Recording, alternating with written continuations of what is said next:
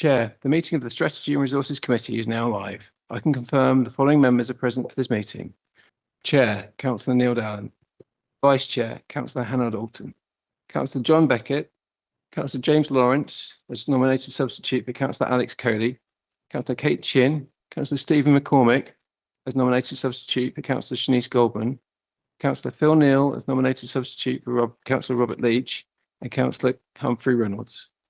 The following councillor is in attendance at this meeting. Councillor Clive Woodbridge. The following officers are in attendance at this meeting. Chief Executive, Jackie King. Director of Corporate Services and S151 Officer, Shardash Kambalat. Head of Legal and Monitoring Officer, Piero Ionta. Head of Planning Policy and Economic Development, Ian Moore. Head of Property and Regeneration, Mark Shepherd. Consultant, Claire Chester.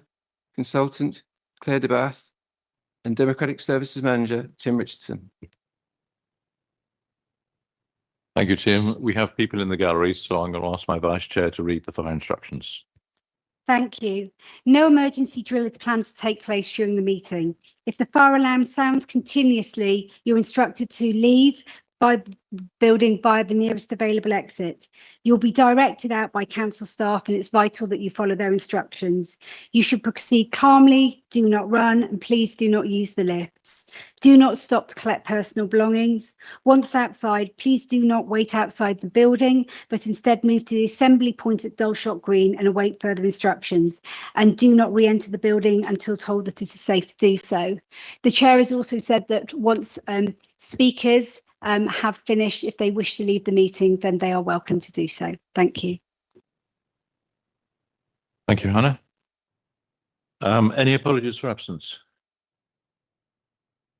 Chair, there are apologies from Councillors Alex Coley, Shanice Goldman and Robert Leach. Thank you. And they've all been substituted, so that's good. Questions and statements from the public. We have one question and two statements.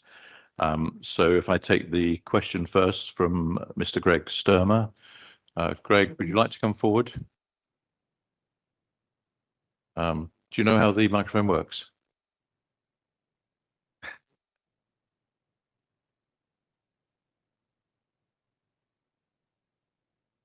Like that? That's it. Right, now you've sent in a question, you've had a response to that question, and I believe you've got a further question to ask, which you've kindly given to me in writing, but would you like to read it out or would you like me to? Oh, could I just first say thank you, because it clarifies something that residents have spent 24 years not understanding, which is that we've been paying ground rent on our property and the ground rent has never made it to the council because of a mezzanine lease that is not notified when we buy our properties in the Oak Square. So having the clarification that it's a non-income property for the council helps us a great deal. So first of all, I'd like to say thank you very much for that. The second thing is more of an interest question. I won't delay you very long. This idea of a non-income property where taxpayers' money is then used to manage a property with nothing to offset it, and particularly a complex shopping mall as described by its fire risk assessments, is something that we've never come across. And we were wondering, if you have an asset list, how much of the asset list is actually non-income, if that's even possible to know? And that was just a question for the residents. Okay, thank you for the question. As I say, thank you for giving it to me in writing in advance. We are assuming this is assets like buildings rather than parks and open spaces. Am I correct in that? Yes, it's a freehold that is indeterminate. So the freehold from Surrey is one part of the estate as we understand it, and then there's a freehold from Epsom Borough Council, and there is some mechanism in which these are managed together as a mixed residential, commercial and educational facility, which is referred to together as the Epsom Centre. And that asset was effectively sold to a group of people from Epsom originally, and then sold on to another company as an asset. So originally the council raised quite a bit of money from that. So it is bricks and mortar, and there is no commercial interest for the council except in terms of business rates coming in after that. Okay, I'm afraid I can't give you a list tonight, but we will take the question away and I'll make sure that you get an answer in writing as soon as we can do it. But thank you for your attendance No, tonight. thank you very much. Next, we have two statements, one from Roy Deadman regarding an item later in the agenda to do with twinning. Roy, would you like to come up to the speaker? And while Roy's coming, I'm sorry, I should have declared I know both Greg and Roy from wearing other hats, but that doesn't affect my decision or anything to do with it. So welcome, Roy, and welcome, Greg. Thank you. Chair, councillors, thank you for allowing me to speak. I'm Roy Deadman, Chair of Surrey Stands with Ukraine and a member of the Committee of Butcher and Epsom Association and an East Surrey Unitary Council councillor. I speak as someone who has seen remarkable generosity of people across Epsom Ewell towards Ukraine and someone who knows that Butcher is waiting patiently for a clear response from this borough. The working group's report rightly identifies practical questions arising from local government reorganisation. It is sensible to consider who will administer twinning arrangements after April 2027 and whether they should be carried out by East Surrey Council or by a community organisation. But those practical questions need not prevent the council making a simple and important decision now. There is a distinction between approving a principle and settling every future administrative detail. This committee can recommend that the full council approves in principle a twinning relationship between Epsom Ewell and Butcher, while making it clear that a formal structure, administration and any future charter can be resolved by the appropriate successor body or community group. This is not a financial commitment. The report itself says there are no immediate financial implications, nor would there be a practical burden fall upon this council. As with the established relationship with Chantilly, the day-to-day work can be undertaken by volunteers through the Butcher and Epsom Association, working with local schools, cultural groups, charities and residents. Indeed, the report now recognises that Surrey Stands with Ukraine and the Butcher Epsom Association may well be placed to carry out that role. We welcome that recognition and are ready to engage constructively with this working group. Butcher is not asking Epsom and Ewell for a blank cheque. It is asking for friendship, a relationship between communities with cultural, educational and civic links that can grow over time. The Mayor of Butcher has expressed the wish for Epsom and Ewell to become Butcher's first partner in the United Kingdom. This borough has already demonstrated its solidarity. Local volunteers have sent substantial humanitarian support to Ukraine. Ukrainian families have been welcomed here and residents have taken part in events showing this is not a passing concern, but a genuine, long-lasting connection. The risk now is not that council acts too quickly. The risk that the repeated referral and further delay, a general offer of friendship is allowed to wither. A declaration of support in principle will give Butcher the assurance it deserves, preserve the opportunity for the future East Surrey Council and allow volunteers here to begin building the relationships responsibly. I have no doubt that East Surrey will support any twinning arrangement. I therefore ask this committee to recommend that full council on 21st of July supports in principle a twinning arrangement between Epsom Ewell and Butcher. However, the final formal arrangements may later be achieved. Thank you for your time. I really appreciate it. Thank you. I should have said to all the speakers, you have 3 minutes, which is why the timer was up on there. But you got an extra 10 seconds, I think. Thank you. And last but not least, Christy Stovall, who I believe wants to give a statement on one of the Sylvids. Chair, Christy has provided the statement to me in writing and has asked if I would be able to read it out to the committee. So if the committee's in agreement, I'll do that. Christy's happy with that. I'm very happy with that. Thank you. Thank you, Christy. Tim, you have 3 minutes. So committee, this is the written statements submitted by Christy Stovall I will try to complete it within the 3 minutes allocated. Chair and committee members, I am speaking in my own name as an individual resident. I am also a committee member of Friends of Hogsmill Stepping Stones, but I am not speaking on the group's behalf. I ask the committee to reject the proposed 144,000 SIL award for Strategic Project 3, the new footbridge across Hogsmill River. If members are not prepared to decline the current recommendation, I ask that Strategic Project 3 is excluded from tonight's decision and deferred until the next ordinary meeting.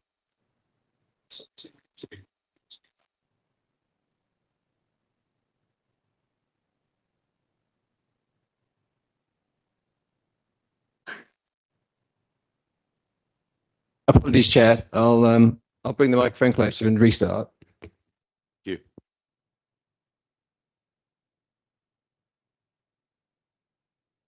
Chair and committee members, I'm speaking in my own name as an individual resident. I am also a committee member of Friends of Hogsmill Stepping Stones, but I am not speaking on the group's behalf. I ask the committee to reject the proposed £144,000 SIL award to Strategic Project 3, the new footbridge across Hogsmill River. If members are not prepared to decline the current recommendation, I ask that Strategic Project 3 is excluded from tonight's decision and deferred until the next ordinary meeting. I am not opposing accessibility or the principle of providing safe and inclusive routes. I am asking the committee not to approve a substantial award before the proposal's financial, environmental, accessibility and delivery evidence has been published and properly examined. The public documents do not clearly identify who submitted or authorized the bridge application, the exact proposed location, the completed design, the complete project cost, the additional design and planning funding required, or a continuous route that is genuinely accessible to wheelchair and mobility scooter users. The available maps predate completion of the Chambermead wetlands. They are habitat management maps rather than current accessibility maps. They use similar colors for different habitats and path types, combine steps and stepping stones into one category, and do not clearly show every entrance, path surface, barrier, alternative crossing, or proposed bridge approach. The funding application has also submitted before the Environment Committee formally selected the bridge option on 30th of June. The original request was £180,000, while £144,000 is now recommended. Further design and planning funding is still required. Despite these unresolved matters, the committee report records no project dependencies, no equality impact assessment, and no climate or environmental impact. The project was assessed as essential, but not time critical. There is therefore no demonstrated need to approve it tonight before the missing information has been supplied. I'm just going to move the statement on to the next section. Any bridge proposal should be assessed separately and should not be used to justify removing, covering, or replacing the existing stepping stones. For more than 40 years, the stepping stones have connected children, families, walkers, and dogs directly with the river and surrounding nature. The community importance deserves proper consideration alongside any proposed bridge. Please decline the current funding recommendation, or in the very least, defer Strategic Project 3 until the applicant, precise location, design, complete costs, dependencies, environmental implications, and whole route accessibility have been clearly evidenced and published. Thank you. That concludes the statement. Thank you very much, Tim, and thank you, Christy. They will be taken into account when we get to the items that we'll discuss it in detail. Moving on to agenda item 2, declarations of interest. Have any members got a declaration of interest? John Beckett. Thank you, Chair. Yes, with my Surrey County Council hat on, several of the SIL bids are related to Surrey initiatives. They're not personal or prejudicial, so I will not be removing myself from the debate, but I thought I would declare that. Thank you. Thank you. Councillor Phil Neal. Thank you, Chair. I want to declare that I sat on the committee working group for the SIL awards. Although the way that the SIL working group works, it works on a point allocation we don't actually debate the actual whys and wherefores of the schemes themselves or the benefits. We're not, so it's really the points add up at the end of the evening to decide whether that goes forward or not. So I come here tonight not predetermined on any of the schemes. Thank you, Councillor Neil. Councillor Stephen McCormick. Thanks, Chair. A couple of items on a similar note to Councillor Beckett. I'm a Surrey County Councillor. There are a couple of still items that are on the discussion. Come here with a clear, open mind. It's not going to predetermine me for a decision. And the other item is I'm a serving member of Audit and Scrutiny. So any item here that goes and gets called into that committee, I will have to step away from it. Thank you. Thank you. And I also have James Lawrence, Councillor James Lawrence. It's fine. Thank you, Chair. I was just going to remind I'm also on ANS because I'm subbing tonight. It's a bit of an unusual situation, so I'll do likewise as Councillor McCormick. Thank you. Councillor Neil. Yes, I'm double hatting on that one because I also sit on ANS as Vice Chair. But again, it doesn't affect or predetermine any decisions tonight. Thank you. And I'm declaring a interest in a number of the SIL bids, and I'm going to recluse myself for that item, and my Vice Chair, Hannah Dalton, will take over that item, and I will wait in the waiting room for it to finish. Thank you. If you find you've got any further declarations of interest during the meeting, put your hand up and we'll pick it up then. Moving on to item 3, minutes of previous meeting. The minutes have been circulated. Can you give by a show of hands your approval for me to sign them? 1, 2, 3, 4, 5. Those against? Those abstaining? Those not voting? Sorry, Chair, I can't vote. I wasn't there. Okay. That's fine. That's carried. So I will sign those and pass them on at the end of the meeting. Thank you. Moving on to item number 4, the provisional financial outturn. Shardash, would you like to give a quick introduction to this item? I can do. Thank you, Chair. So this is the 25-26 outturn position. In fact, it's actually probably the last outturn report that will be delivered to this committee. So the report has various parts. Overall, it demonstrates that the council has made an effective budgetary control during what has been a very kind of challenging final full year of local government reorganisation.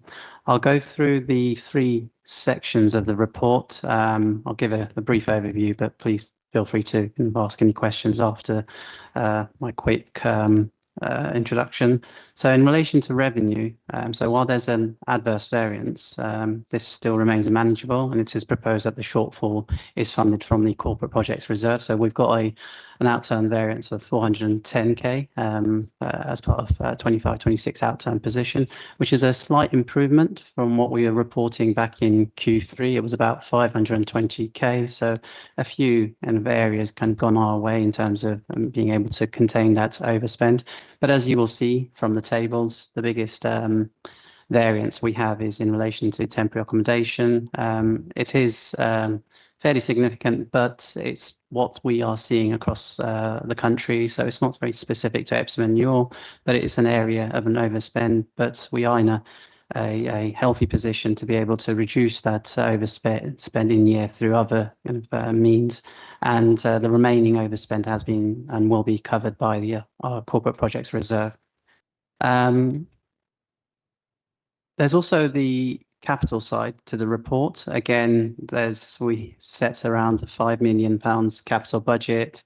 Not all have been delivered on time. And again, it's very kind of commonplace to see that schemes do not kind of get delivered on time and there's an underspend. I've been in local government for the last 20 years. I haven't ever seen a report that hasn't shown an underspend in capital. It doesn't mean the schemes are cancelled. It just means that it's carried over to future years. So the report that you'll see will show the amount that's been carried over to future years, and it'll be delivered in 26-27. You'll also see there's kind of reference to pension liability.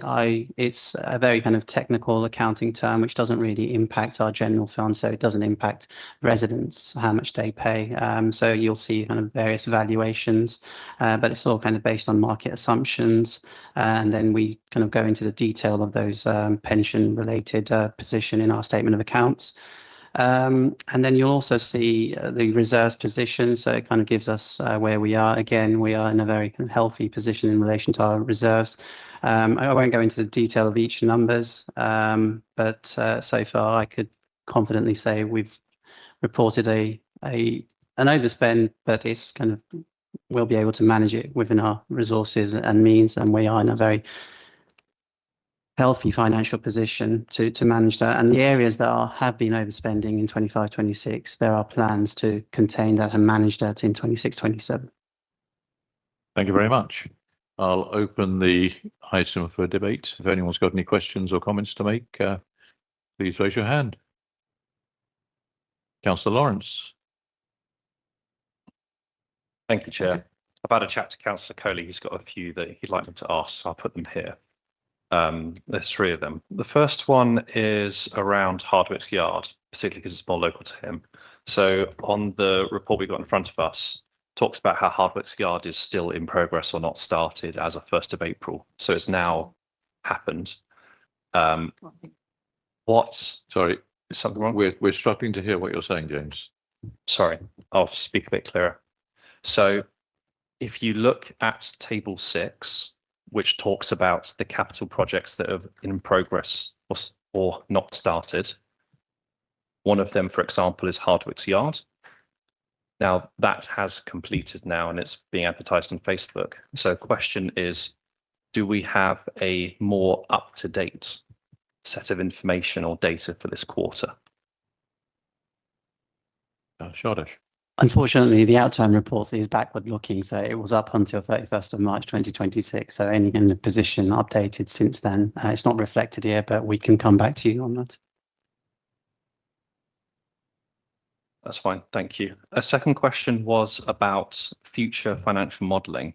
Doesn't seem to be any in here about the expected for next quarter. Any commentary on that? Thank you. Shodash.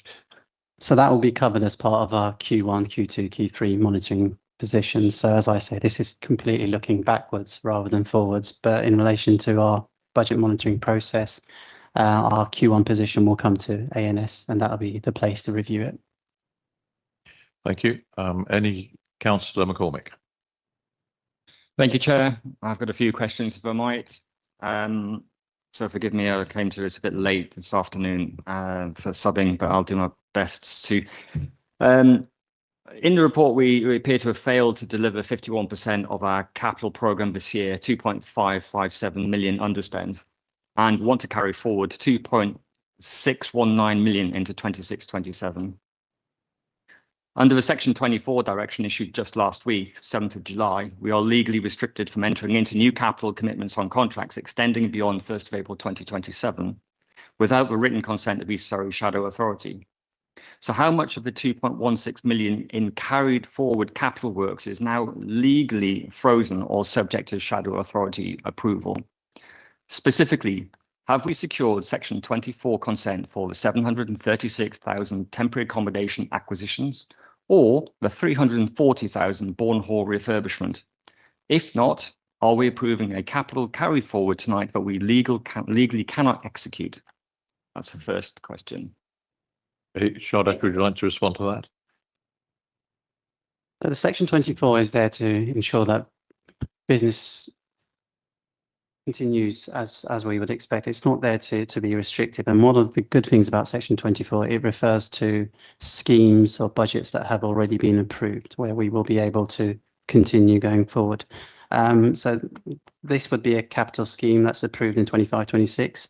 In relation to 26-27, we've got schemes that's already been approved, and there'll be good chunk of it that will not meet Section 24, so meaning that it will not need Shadow Authority approval. But in the case, even if there are some schemes that required Shadow Authority approval, there are processes and means that will ensure that we get necessary approval on time to ensure that schemes aren't delayed. But I think the question was more broad, to be able to kind of give you exact or kind of answers.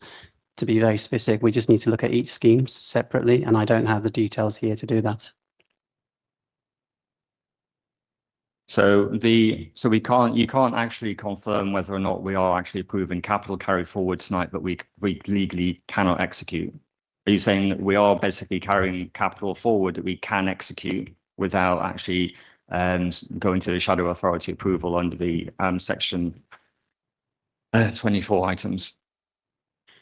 I do expect these schemes that have already been approved wouldn't get stuck with section 24. So it's already schemed, but please allow me to do look into it and then get back to you. But I would be surprised whether all of these schemes approved in 25, 26 requiring section 24 approval. So just for clarity, for tonight, for now, you do not know whether the shadow will basically approve this or not. This has already been approved before the section 24 has been enforced, which has come into place from 7th of July. And this has been approved, these schemes before 7th of July or 8th of July, sorry. Are you happy with that answer? I'm not, but That's, I think, the answer you're going to get there. I know. Shardash, I think is saying that if we do need to go to section 24 and ask the shadow authority, then we will do so. Is that correct? Thank you. A few more questions, if I might, Chair. Yes. Thank you. So in the report we have, it shows that we have an insurance reserve holding £323,000 specifically designed to mitigate litigation and liability risks. And instead of utilising this dedicated reserve, we appear to be raiding the corporate projects reserves for £250,000 to cover this pending court case. Is this an admission that our insurance policy does not cover this fatality, or are we actively draining corporate projects to artificially preserve our insurance reserve for transition? Furthermore, what is the total projected liability of this court case? If the court rules against us, will the remaining liability fall to Epsom and Newell taxpayers this year? Or are we passing an unquantified legal liability over to the East Surrey Unitary? I've been told that we cannot talk about the court case, I'm afraid, on the grounds that it's an ongoing case. If you'd like to see Shardash confidentially afterwards, I'm sure he will help out. But Chair, the questions around the reserves, there is an insurance reserve holding 323, and there is an item here to pull an additional 250,000 from the corporate project reserve. Can we talk about it at all?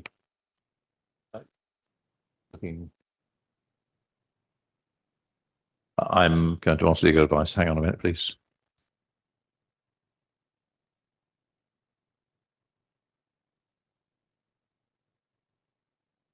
Okay, Shardash, can you say what you're allowed to say?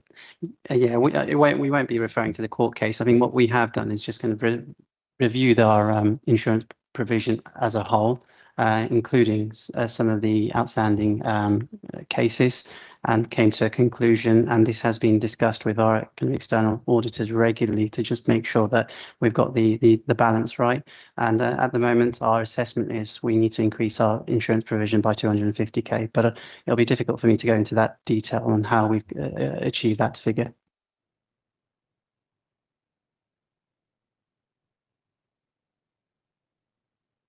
Okay, any more questions? Two more, if I'm... Please continue. We've been told our financial framework is sound, yet we've overspent by 1.4 million on temporary accommodation and have only increased next year's budget by £750,000, leaving an immediate £650,000 structural gap. We also overspent on cemeteries by £40,000 and have had to structurally lower our income budget for next year because we stopped selling future plots. Are we presenting a balanced budget to the shadow authority for 26-27 that is built on structurally unachievable targets?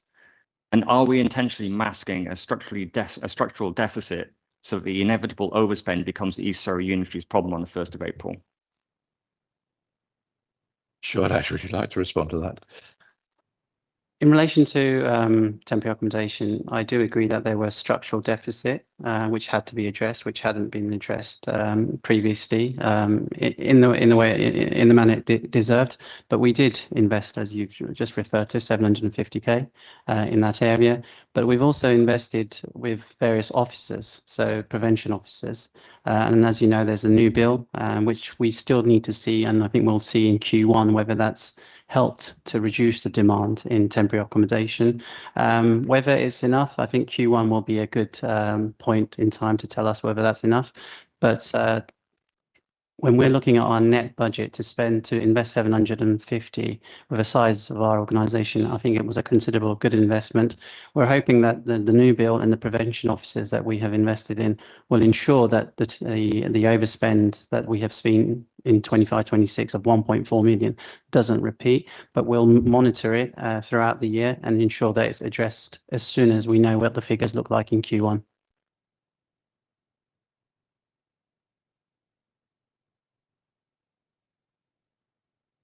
If I might just come back on that one, because the temporary accommodation figures, obviously in my previous role as chair of audit and scrutiny, we saw Q1, Q2, Q3 outturn reports, which comes to that committee only. It doesn't come to members here directly at all. And I raised that several times and asked that those reports actually come to SNR, and they still don't. So you get an outturn report, as we're seeing tonight, to SNR members, and you don't actually see any Q1, Q2, and Q3 reports until unless you go looking for them. But my question here about 1.5 mil overspend is, this is a historical figure that the previous year we overspent by a huge amount, and we raised this several times, and we still see that there is a significant structural gap of 650k. And what you're saying is we put more investment in, we've got more officers in, and we'll see what happens in Q1. And is that really valid financial planning for this council, when we know we've got a historical deficit here that is not going to go away anytime soon? We have discussed this at the monthly strategy and resources meeting with the officers, so we do keep a regular monthly lookout on that. And the last time we looked at it, it was looking okay for Q1, and so we will, if necessary, come back to this committee if we find that for some reason homelessness starts increasing again against our prediction. I don't know if you want to add anything to that, Shardash. Just to provide the assurance that we do have a corporate budget. If we need to invest in certain areas where we are seeing overspend and it's difficult to manage throughout the year, we have got that financial resilience in a way that we didn't have in the prior years. Final question, you'll be pleased to hear. And the report confirms that we will make no further property acquisitions due to LGR transition. Are we paying any non-utilisation fees or liquidity fees or treasury management overheads to keep the £49.6 million borrowing facility open? And if we are not going to use it, why are we not formally closing it tonight to prevent unnecessary treasury costs from eroding our final balance sheet? It's a really good question, and I think it's really important that you've highlighted it, because I think the wording doesn't always help in that paragraph. And it's that we don't have a pot of money sitting somewhere. We're saying if we do go out and borrow to buy, we'll go and borrow. So that facility is there in the sense that we have approved for it, but there's no financial cost associated with that pot of money. We will only borrow when we buy. It's not like we've borrowed and the money is sitting there waiting for us to buy. Okay, thank you. Thank you, Chair. Are there any further questions from any other councillors? In which case, I'll take you to the recommendations. There's 5 recommendations in front of you. Can I have a show of hands if you agree with those recommendations, please? 2, 3, 4, 5, 6, 7. Sorry, would you like me to read them out? Are you happy that you know what the recommendations are? Or shall I'll read them out. Okay, so I can have a show of hands again, showing those in favour. Those against? And that's carried then. Thank you. 1 against.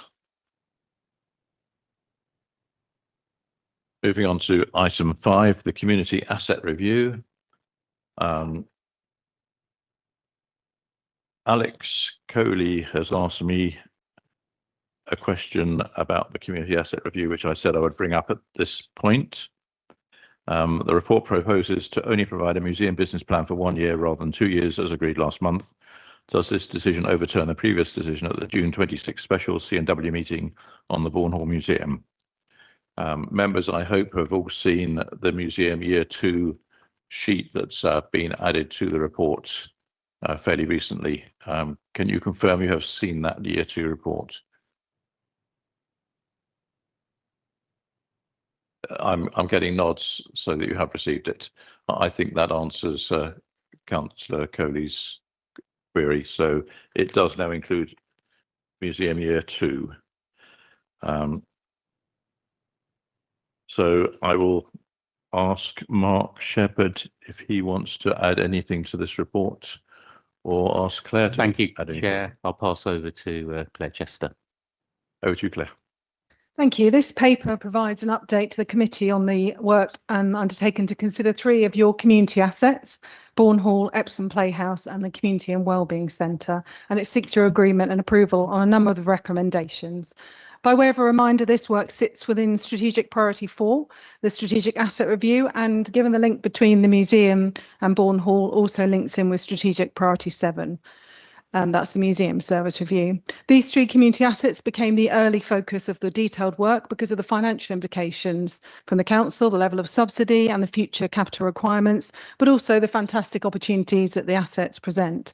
And the objective is to identify ways that these assets, and importantly, the services that they provide, can be safeguarded and enhanced going forward, creating a sustainable business plan for the long term. So the focus has been on finance, funding and business planning, governance and operating models, building and asset management, and of course, the community and stakeholder needs.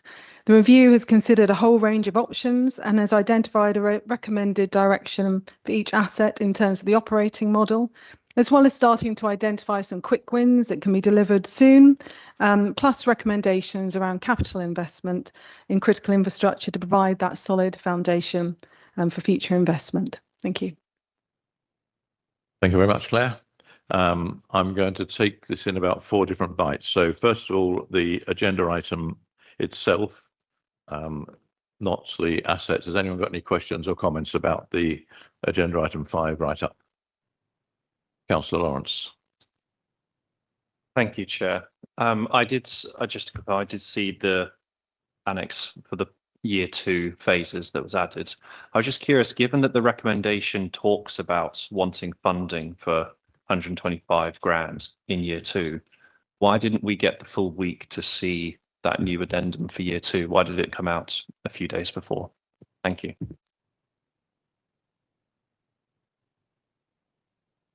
I don't know if okay. Chief Executive Jackie King will respond to that. Thank you. Yeah, thank you, Councillor Lawrence. Yeah, that was after a conversation I had with the chair of C&W recently, and we felt it would be helpful to include a bit more detail in this report, even though it is subject to shadow exec authority. So that was why it was late, because only just this week Clive and I discussed it, and I asked for it to be added. So that was my doing. Okay, I got a thumbs up there. Thank you, Jackie. Any further questions on the report itself? Councillor McCormick. So, Chair, I'm not quite sure how you're proposing to take this with the report on the main item, or if you could explain a little bit about how you're proposing to take this item through, please. I'm going to go to Appendix 1, which is the capital investments, and then I'm going to take each community asset in turn. So we'll take the Bournehall, the Playhouse, and then the Community and Wellbeing Centre as 3 separate chunks. Otherwise, we're going to bounce backwards and forwards between different assets. I hope that helps. So any further questions on the report itself? In which case, I'll move on to Annex or Appendix 1, which has got the indicative costs and things. Any questions on that, Appendix 1? In which case, I'll move on to Appendix 2 and the Bournehall part of that community asset review. So any questions on Bourne Hall? I'll do Bourne Hall first and then the museum afterwards. So Bourne Hall itself, any questions on the report about Bourne Hall?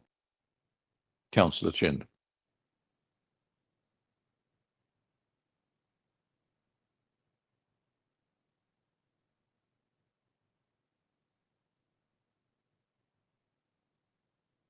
The appendix 2, the quick wins for Bourne Hall. Early actions could include reconfiguring existing rooms for greater flexibility, creating spaces for wellbeing and community services, and improving the links between the library, museum, cafe and events programme. These have all been discussed for years. I know the reconfiguring, I think probably when I was first elected in 2015, I remember that being discussed. So I just wonder, so they should already be happening. So what's going to change so that these will be able to be resourced over the next 8 months when it hasn't happened over the last 12 years or whatever? More resources, different project team, different managers. Just wondering. Thank you. Thank you for the question. Claire, would you like to respond? I probably can't answer the question about resources, but the travel towards local government reorganisation and bringing together the library service into the unitary does give a quite a significant shift. So there have been some really positive discussions with the county council around the library service. So I think we do have a different opportunity this year to look at that reconfiguration and the true integration of those services. So I think that's something that has shifted and will over the next few months. Thank you. I can't say I'm convinced, I'm afraid. And the other thing is appendix 3.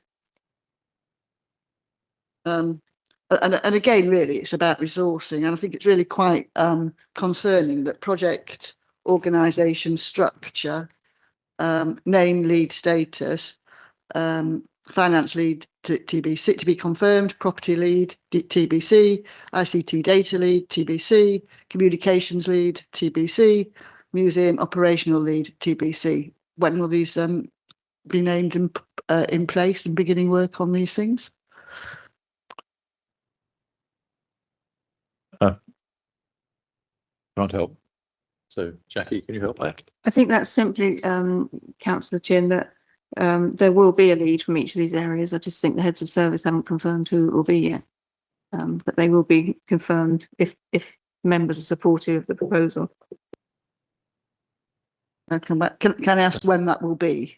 Will it be after the next meeting, the meeting after? Well, the community and wellbeing, I would think, would pick that up. The resourcing is down to us. So once members support the proposals, if you choose to, and this all gets approved tonight, then we would work internally to resource. Sorry, I didn't hear what you said. Once members Sorry? approve this If it is approved tonight. this evening, it will then go ahead, but rapidly. It'd be Yes. quick. Yes. Yeah. Okay, thank you. Anything else on Bourne Hall? Councillor Lawrence? Thank you, Chair. Looking at the same page as Councillor Chin, just a general point, when it talks about, for example, project sponsor, it says the director. We've got 2 directors, so I'm not really sure which that one is. And then for project manager / lead officer, Linda Scott / nominee to be confirmed. And then obviously all the other to be confirmed. It seems strange that we're being, as councillors, are being asked to approve a project, which obviously massively relies on the organisational structure of the project. And we don't know who is organising the project. That's a strange thing to be approving. Thank you. I think once we have approved the projects, it's up to the chief executive to put the resources in place to fulfil that function. Don't know if you want to add anything. Councillor Chin. And can I just clarify, are those people who are already in a post are employed by Epsom New Borough Council, or are the resources to employ new employees for those roles? No, Councillor, there'll be existing staff. We're not bringing anybody new in to do it. Any further questions on Bourne Hall? Councillor Lawrence. Thank you, Chair. I don't think I had an answer to who the director is or what director refers to. It's the Director of Environment, Regen and Housing. So, Vicky. Councillor Chin. Can I ask when the report on Bourne Hall will be updated? There's a lot of things that are out of date in there. So, for example, it says we don't know how many unitary authorities there'll be. the leader of the museum when he resigns, when he leaves. I believe the person who manages the museum is now a woman, so it's obviously that's not who it's referring to. So I'm just wondering when it will be updated, because I think this seems to be a quite old report. Claire? I think if that's the appendix 2, we can update that. Again, it was a living document as we worked on it. So happy to update that and make sure it reflects the current status. Thank you. Anything further on Bourne Hall? In which case I'll move on to the museum part of Bourne Hall. It was discussed, I think, fairly thoroughly at C&W, but has anyone got any questions here? Councillor McCormick. Thank you, Chair. So it appears, and again, this is referring back to section 24. So recommendation 8 treats section 24 consent as a rubber stamping exercise, it appears. And this is new money that's being asked for, so it doesn't fall into previously planned money as we talked about at the last item. But under section 24 guidelines, the Shadow Authority's role is to protect the future financial position of the Unitary Council and have officers held preliminary discussions with the Shadow Executive regarding these proposals. Because if the Shadow Executive refuses to grant consent for the 3 million capital programme or transfer, then what are we actually looking to do here tonight? Recommendation number 8 talks about section 24. And it says to recommend to the East Surrey Shadow Authority that any consent required to comply with the section 24 direction be provided to any of the relevant budgetary decisions as set out above. I don't know if that answers your question or if you've got a more detailed question. But have those discussions already been held with the East Surrey Shadow Executive regarding these proposals? Can I pass that question on? I would suspect not, because we're waiting to approve this tonight. But am I right? Yes. So no, we're waiting to approve this tonight when we'll have the discussions. Thank you. One further question on the museum, if I might. Yep. The year 2 museum report details a spend of exactly £125,000. However, looking at the line items, this includes £32,000 for governance appraisals, £22,000 for location options analysis, and £25,000 for business case development. Why are we spending £79,000 on consultants and administrative appraisals in year 2 under the guise of museum investment, when recommendation 6 already grants up to £80,000 for the exact same business planning activities? The question is, are we double counting our development budgets? And are we basically, so the question is, are we double counting our budgets here? I'm not sure if Claire wants to answer that or Shardej wants to that, or we'll have to come back to you, I think. Yes, we'll come back on that question. There's no one here that can answer it at the moment. Unless I'm wrong. Okay, we will come back to you, Councillor McCormick. Oh, Shardej. I think we have assessed it, we've reviewed it with the service, but I think the best thing to do is go line by line how we've come to those conclusions in terms of the estimates that we are forecasting for year 2, which you're referring to in the report. But yeah, it'll probably be easier for us if we can come back to you through an email. So, sorry, Chair, are we talking about coming back to this committee and deferring this item? Because again, you're asking for a decision on this item now, but you're talking about coming back to clarify some information, which is part of the decision pack today for this particular item. We are suggesting we make the decision tonight, and we'll come back to clarify the question that you've asked. That doesn't make sense, in as much as the information seeking clarification on, you don't have the detail here. So you're basically asking members here to make a decision on inaccurate, incomplete information, but you're not able to. Chief Exec would like to say a few words. Thank you, Councillor. We're talking about year 2, which actually we're not asking the money for tonight. That's going to be that will be a Shadow Authority decision, and they will obviously ask for a fuller business case. This was just to give members here tonight the breakdown of where we anticipate that money being spent. Thank you. Any further questions on the museum? Councillor Beckett. Sorry, Chair, could I just clarify with the Chief Executive? So what you're actually saying is that the 125,000 is in year 2. It's going to be under the new shadow, the new East Surrey unitary, but all we're doing tonight is giving them a heads up by approving this to say this is coming your way. Whether they approve it or not is entirely up to them. Yes, so we're asking tonight for the year one, this financial year money from members here. And we've included that for information, but it will be the shadow authority who make that decision for the year two. Nope. Okay, any further questions on the museum? In which case I'll move on to the Playhouse. Any questions on the Playhouse? Councillor McCormick. Thanks, Chair. So Appendix 1 of the report, Table 3, again states that the stage and house lighting project was completed in 24-25 at a cost of £280,000 funded by the Epsom and York Borough Council Capital Programme. However, the outturn report just discussed in the previous item states that this project ran over budget in 25-26. Which report is accurate? Was the lighting project completed 2 years ago as Appendix 1 claims, or was it actively overspending this past financial year as the Chief Accountant's outturn report claims?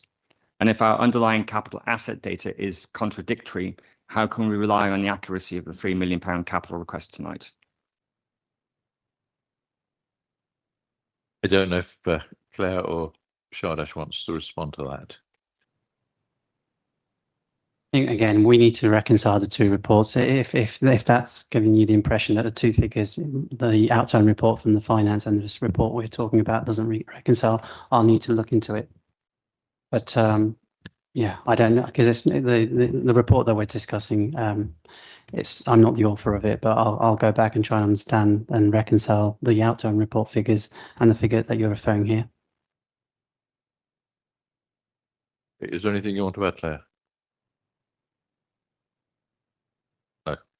No, only that I think as Charlotte says, these figures have come from the property team records, and there are sometimes we need to reconcile that. I don't think it changes. These are historic figures. The 3 million ask is looking forward. These are historic figures, so it's important that we get them right and we can reconcile that. I can pick that up with Shardash. Thank you. Anything else, Councillor McCormick? Yes, you can probably guess what I'm going to suggest or ask for now is, again, based on this additional piece of clarification information, I would like to propose that this item is deferred to the next available meeting, please, because there are at least 2 items that I've picked up so far which need some clarification for you to go away with, and I don't believe that you will be presenting members of this committee with a full and complete picture of the financial data and an accurate picture here. So can we defer this, please? That's a proposal. I need a second, I think. I will come back to that proposal, if I may, once I've finished getting further questions on the report. So anything else on the Playhouse? Councillor Lawrence. Thank you, Chair. I've seen the recommendation is the recommended direction being a transition towards an independent charitable trust operating model, something that I'm quite nervous about because I remember there's a case in Sutton, I believe, of a community building that was transferred from Sutton Council because it was a cost of the council's finances, transferred to a charitable trust, and I believe it had to get taken back into ownership after. One of the fears I have with this decision is, in order for us not to still be politically on the hook after, is we, with that recommendation, if that was approved, are effectively saying, we don't mind what happens to the Playhouse, whether it goes bust or not after. Obviously setting it up with a good effort, not trying to make it go bust, of course, but we have to own that decision, because if it goes to a charitable trust and they can't fund it for whatever reason, we have hundreds of thousands of capital projects often get proposed for the Playhouse every year, then there's going to be a lot of political pressure on, I guess not us, but the succeeding unitary authority to take that back under council control at a much higher expense. That's something I'm quite nervous about. Do we have a charity in mind that we've scoped out that's willing to take this on? I don't believe this report is actually recommending we go to a charity trust. This report is recommending we move towards having the building ready for going towards a charity trust, which is very different. Now, can I have clarification, please, Claire, on that? Yeah, absolutely. It's about the direction of travel. So there would be a lot more work, detailed work, I'm sure, that the unitary particularly would want to see. I do remember the Sutton example. I think Councillor Lawrence brought that up at the last meeting. And I think there are examples where it's not worked. There are lots and lots of examples where it works brilliantly. And I think what the report is recommending is that it would be a good model to look at, hence the transition to it. So there would be more detailed work that would need to go in to make sure there was those assurances. Thank you. Councillor Lawrence, I think you want to come back. Thank you, Chair. Yes, it was because the wording says transition towards an independent charitable trust, not investigate or explore going towards that further. It just says transition towards an independent charitable trust operating model. That's the recommended direction. That's what I was questioning, which I don't like. Thank you, Chair. Councillor Beckett. Thank you, Chair. So what we're saying here is that tonight we're just making the decision on whether we're going to move this towards a charitable trust. Will a final decision then be coming back to this committee to progress that? And if so, the issues that Councillor McCormick has raised could be dealt with at that point. Thank you. I might look to colleagues, but I'm sure a final decision would come back to the relevant committee, whether it's this one or the unitary, given the timescale. Thank you. Councillor Chin. So I understand what's been said, and I understand that just recently heat pumps have been authorised for the Epsom Playhouse. So will this be council now be spending a lot of money getting it ready to give it to a charity? And that's what the aim is of this report, that we just spend all the money to improve the environment and facility, and then it moves on. Whereas charities can actually get grants for things which the council can't. So it doesn't make sense to me that that would be the chosen model, to spend a lot of money on it, on getting it ready to be taken over. I think it would be much easier for a charity to pick up something that's working and in good condition rather than something in bad condition and have to apply for grants. But Claire, would you like to? Yep, I support that. I mean, I think some of the examples that we've heard where it's not gone particularly well are normally because the buildings need a huge amount of investment when they're transferred. So what we're looking to recommend here is that they're transferred in a solid way so that actually any future investment is on a solid foundation. So, yeah. Thank you. Councillor Neil. Thank you, Chair. Could you just clarify then, following on from Councillor Lawrence's unease about the wording, before we vote on that particular item, are we going to change the wording to say explore rather than transition? No, I think we are moving towards the transition. We're not deciding that we're going to do it, but that's the direction of travel. So I don't think there's anything wrong with the wording unless people want to disagree with me, and I'm getting nods from the officers that they agree with me. But thank you for the question. Anything else on the Playhouse? Councillor McCormick. Thanks, Chair. I mean, the Playhouse currently runs at an approximate £400,000 annual deficit. Benchmarking show that trusts are standard, but they require a sustainable physical asset. Yet Appendix 1 reveals that the Playhouse requires approximately £1.525 million in imminent capital works, including £800,000 for heating and £550,000 for roof replacements. Is the trust spin-off a genuine attempt to save the theatre, or is this an exercise? I mean, is it an exercise in offloading a £1.5 million maintenance liability and a £400,000 operational deficit off our balance sheet? And so does this count against our transition metrics? And ultimately, who will legally hold the liability for rebuilding failures, the new fragile trust or the incoming unitary? Yeah. I mean, I'm not sure I can answer some of your question because it's probably not directed at the consultants that did the work, but I mean, definitely the intention is to transfer a building in good shape and good conditions so that it has a long lasting legacy and has a great chance of success. I think the table 4, colleagues might correct me if I'm wrong, but that is taken from the asset management plan, which isn't necessarily immediate work, looks over the next few years. And I think the plan is to do that detailed work on that £3 million investment ask so that we come back to the relevant committee saying how best that fund can be spent. But definitely the intention from this side of the room was to put that building in a really good condition and to give it a long lasting legacy for the community. And that's whether or not it goes to a trust or stays into the unitary. Councillor Chin. I know the Playhouse comes to various committees on a regular basis and improvements have been made. And also there have been bids on different things. So it still will not make sense to me to spend a lot of money to get it in tip-top condition. I mean, shame we didn't do that for the Rainbow Centre, but hey ho. Okay, I think that was a statement rather than a question, but thank you. Any further questions on the Playhouse? Moving on to the Community and Wellbeing Centre. Any questions on the Community and Wellbeing Centre? Councillor Chin. Find it actually in the report, which is when happens when you get a lot of information quite late in the day. It mentions off-selling part of the site. I just wondered which part of the site that was referring to. I think it looks at the site and says there's spare space there and there is a possibility of better use of the land, which includes the possibility of a sale. But Claire, would you like to clarify? Yeah, it doesn't go into that level of detail. It just suggests that potentially rationalisation of part of the site may be a suitable option. So worthy of exploring to see if that's a way that the site and the services can continue to be sustained. So it's just exploring the potential rationalisation of part of the site. Thank you. Any further comments on the Community and Wellbeing? Councillor McCormick. Thank you, Chair. So as I say, we're proposing to sell off and sell 1/3 of a vital community asset for residential development. And again, I'm harping back to section 24, that any land disposal over £100,000 is strictly controlled. And has this surplus land been formally valued? Do we have shadow authority approval to dispose of it? More importantly, since the sale will likely not complete before 31st of March 2027, where will the capital receipt go? Will it be ring-fenced to benefit Epsom and Newell residents, or will the cash be swept into the general pot of the new East Surrey Unitary, leaving our local community with a permanently downsized wellbeing centre and none of the financial proceeds?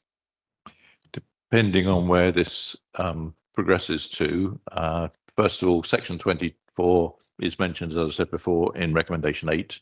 So anything there will have to go through the appropriate shadow authority. This report isn't suggesting we sell the land, it's suggesting that we look at the possibilities of doing that land, and I suspect that won't happen until after the Unitary take over, but we're giving a direction that the Unitary can pick up and look at for the future. Is that correct, Claire?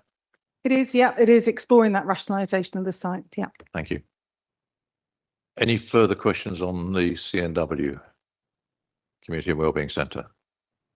Okay, this report basically is asking for a direction of travel to move forward with those 3 major assets that are resident facing. And there's 8 recommendations there. Unless someone objects, I'd like to take them on block.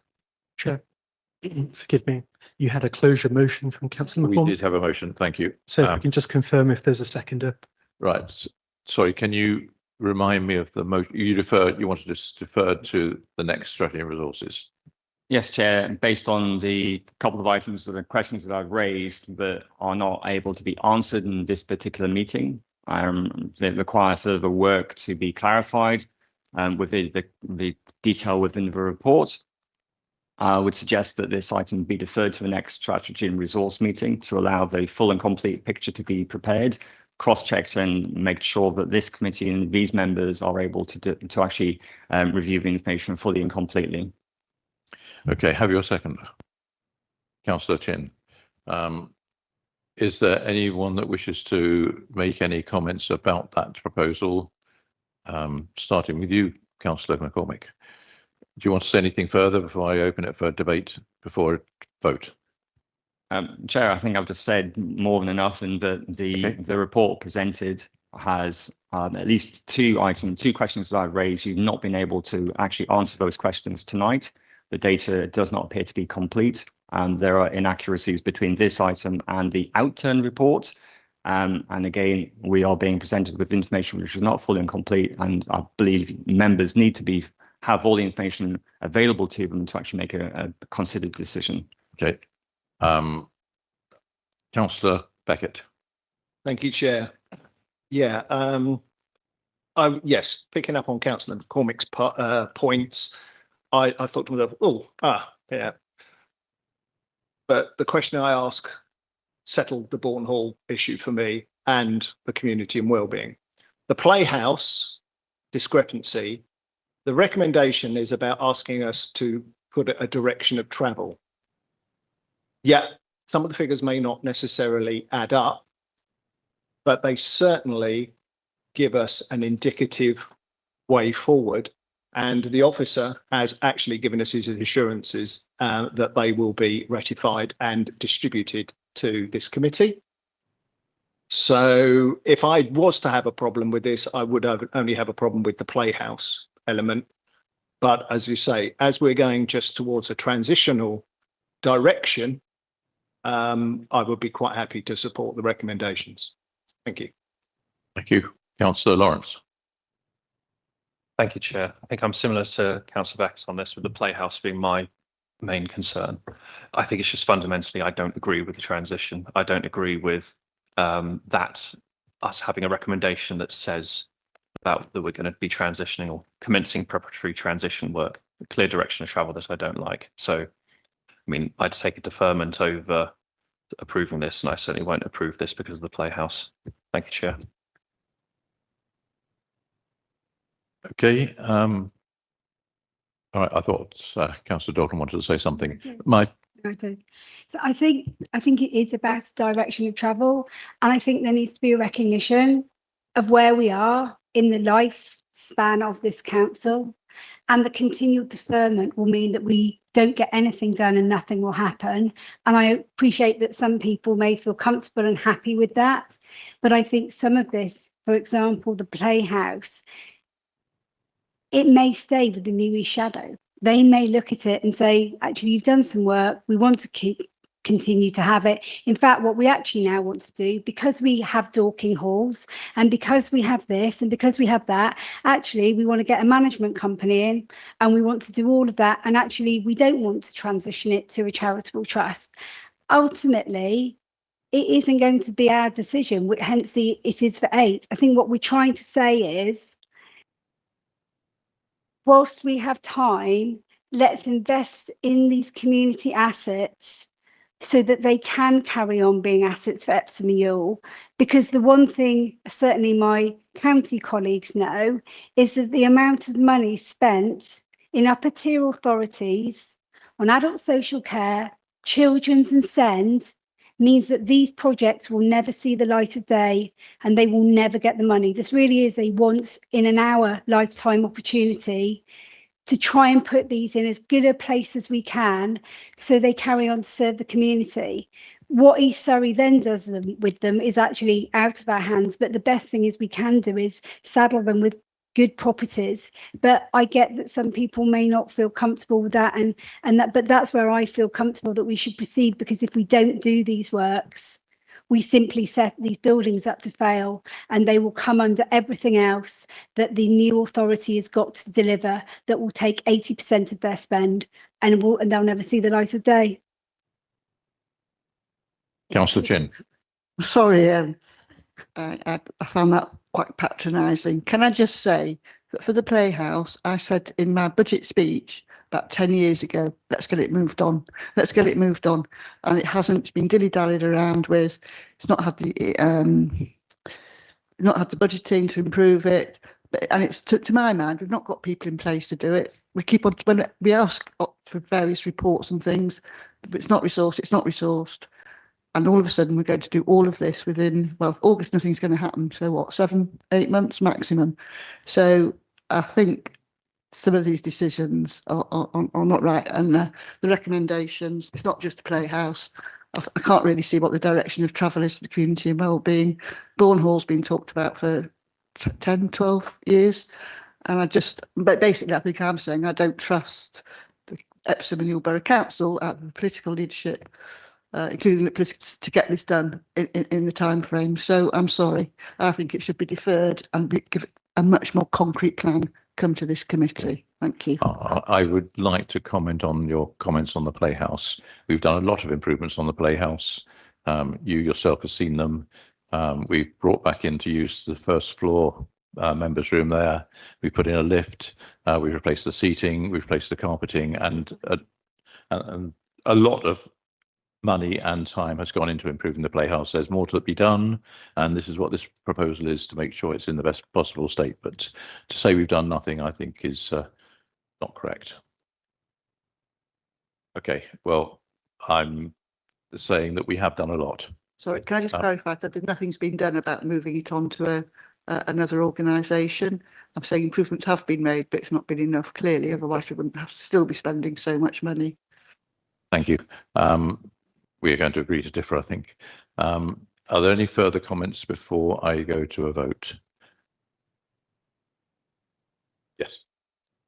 This is, sorry, Shailesh. I just wanted to add that I didn't say that there was a discrepancy. I think I said that I would look into it to try and understand what the difference is, whether there was a typo, because while members were talking, I did have a chance to kind of review it, but it looks like the community asset appendix refers to 280k investment as 24-25, when it should have been 25-26, because the outturn report refers it to as 25-26. So I just think there's a typo in the date, but what I am confirming is I can look at it and come back to you, but I'm not saying there's a discrepancy other than that typo. Thank you for that clarification. Personally, I believe that we should move in this direction. We've spent a lot of time looking at the assets and finding the best way forward. And thank you, Claire, for all the work you've done on that. To stop now or delay it now by a few months for a few discrepancies in the report, when we're just asking for a direction of travel, I think would be a shame, but that's what's been proposed. So I'm going to take a vote on the proposal that we defer this. So if you agree with the deferral to the next meeting, please raise your hand. And if you're against, please raise your hand. That's for all. And as chairman, I have a casting vote, and I vote for it to continue, not to be deferred. But thank you for your comments and contributions. We'll now move to the recommendations on the report itself. There's 8 recommendations in front of you. Can I show of hands for those 8 recommendations, please, to support them? I think this is going the same way. Those against? And that means it's a full vote again, and I'm going to use my casting vote to approve the recommendations. Thank you all very much. And that's approved. Item number 5. Thank you, Claire, and thank you. Chairman, Claire. I wonder if I could say something to everybody before they leave. I'd like to thank you all that you've come up to me and asked if I'm all right. As you can see, I probably am, but don't look it, I know. But I feel absolutely fine. If I had to stand up, I wouldn't last 5 minutes. I worked a stall at the Yule Village Fair last Saturday. I sat down at 7:30 in the morning and stood up at 4 o'clock in the afternoon. None the worse for wear. But thank you all for taking an interest. I appreciate it. Thank you for being here, Humphrey, and we're very pleased to see you. So we're now moving on. Thank you. It's both Claire's, isn't it? Thank you both.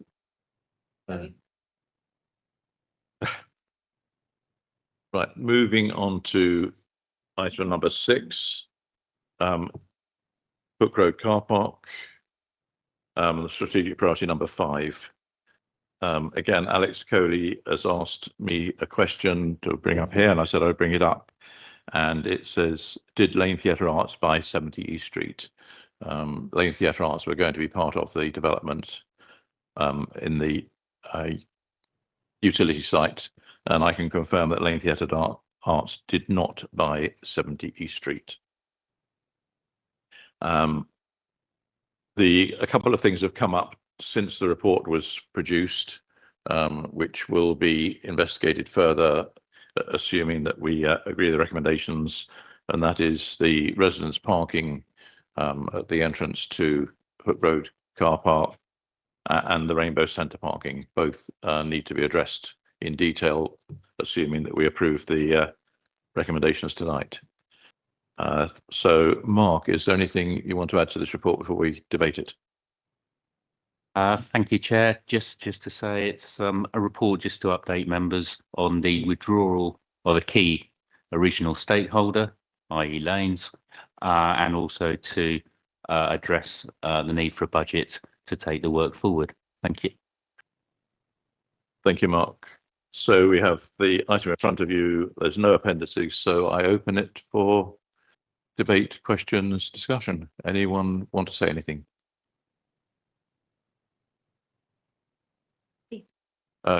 Councillor McCormick. Me again, Chair. A couple of questions for Mike, and correct me if I'm wrong on this one, but I'd like to direct the Chief Accountant and the report author to a major discrepancy in figures. Paragraph 2.6 explicitly states that on 12th November 24, this committee approved an initial budget of £150,000 for specialist consultants. Yet paragraphs 4.5 and 6.6 state tonight's £100,000 request is in addition to the earlier request of £250,000. Where did this extra £100,000 come from? Did the council spend 250k without committee's approval, or is there a £100,000 typo in the paper asking us to approve exactly £100,000? If we need some clarification on that, that'd be helpful, please. Thank you, councillor.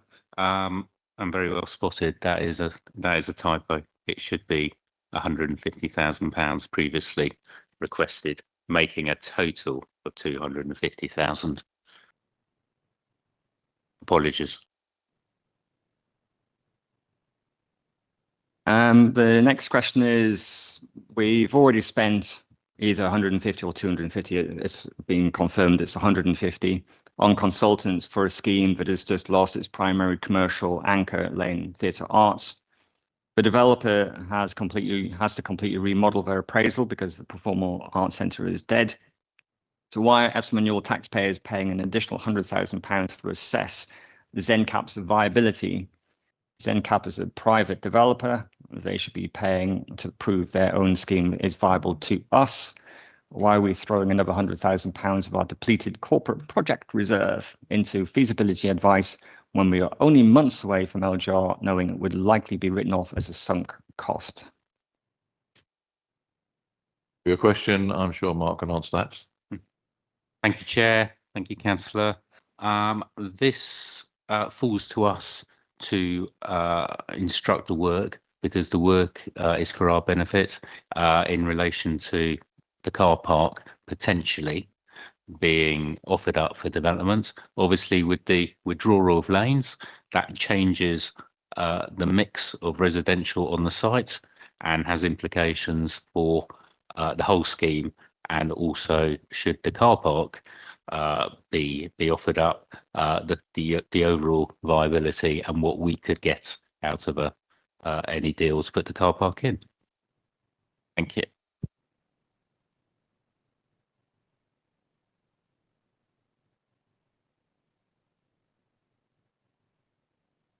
Councillor Lawrence. Thank you, Chair. Just a question on reserves, because we've had a lot of money coming out of the corporate project reserves this evening, and I believe this is also another item that's going to be taking money out of the corporate project reserves. Yeah, another 100,000. So just a question on a reserves level, how close are we getting to a minimum, if there is any minimum? Are we trying to keep a reserve level that could be passed on to the Surrey, or are we not? Thank you. There's no minimum on our corporate project reserve. At the moment, it's around 1.7 million, but I'll need to check it. Yeah, there's no minimum in the way that we have for the working balance reserve, which is at 1.5 million. Thank you, Chair. I was just checking because on the financial, I thought that was the case, but I'm just checking because on the financial implications, 6.4, says the council has agreed to retain a minimum uncommitted balance of at least 1 million in this reserve. Is that talking about the general reserve or the corporate projects reserve? Because in 6.2, it talks about the corporate projects reserve. So I just wanted to check that with you. If you just give me 2 minutes while you continue discussing, we'll come back to you on that. While Shardash is doing that, are there any further questions on the report?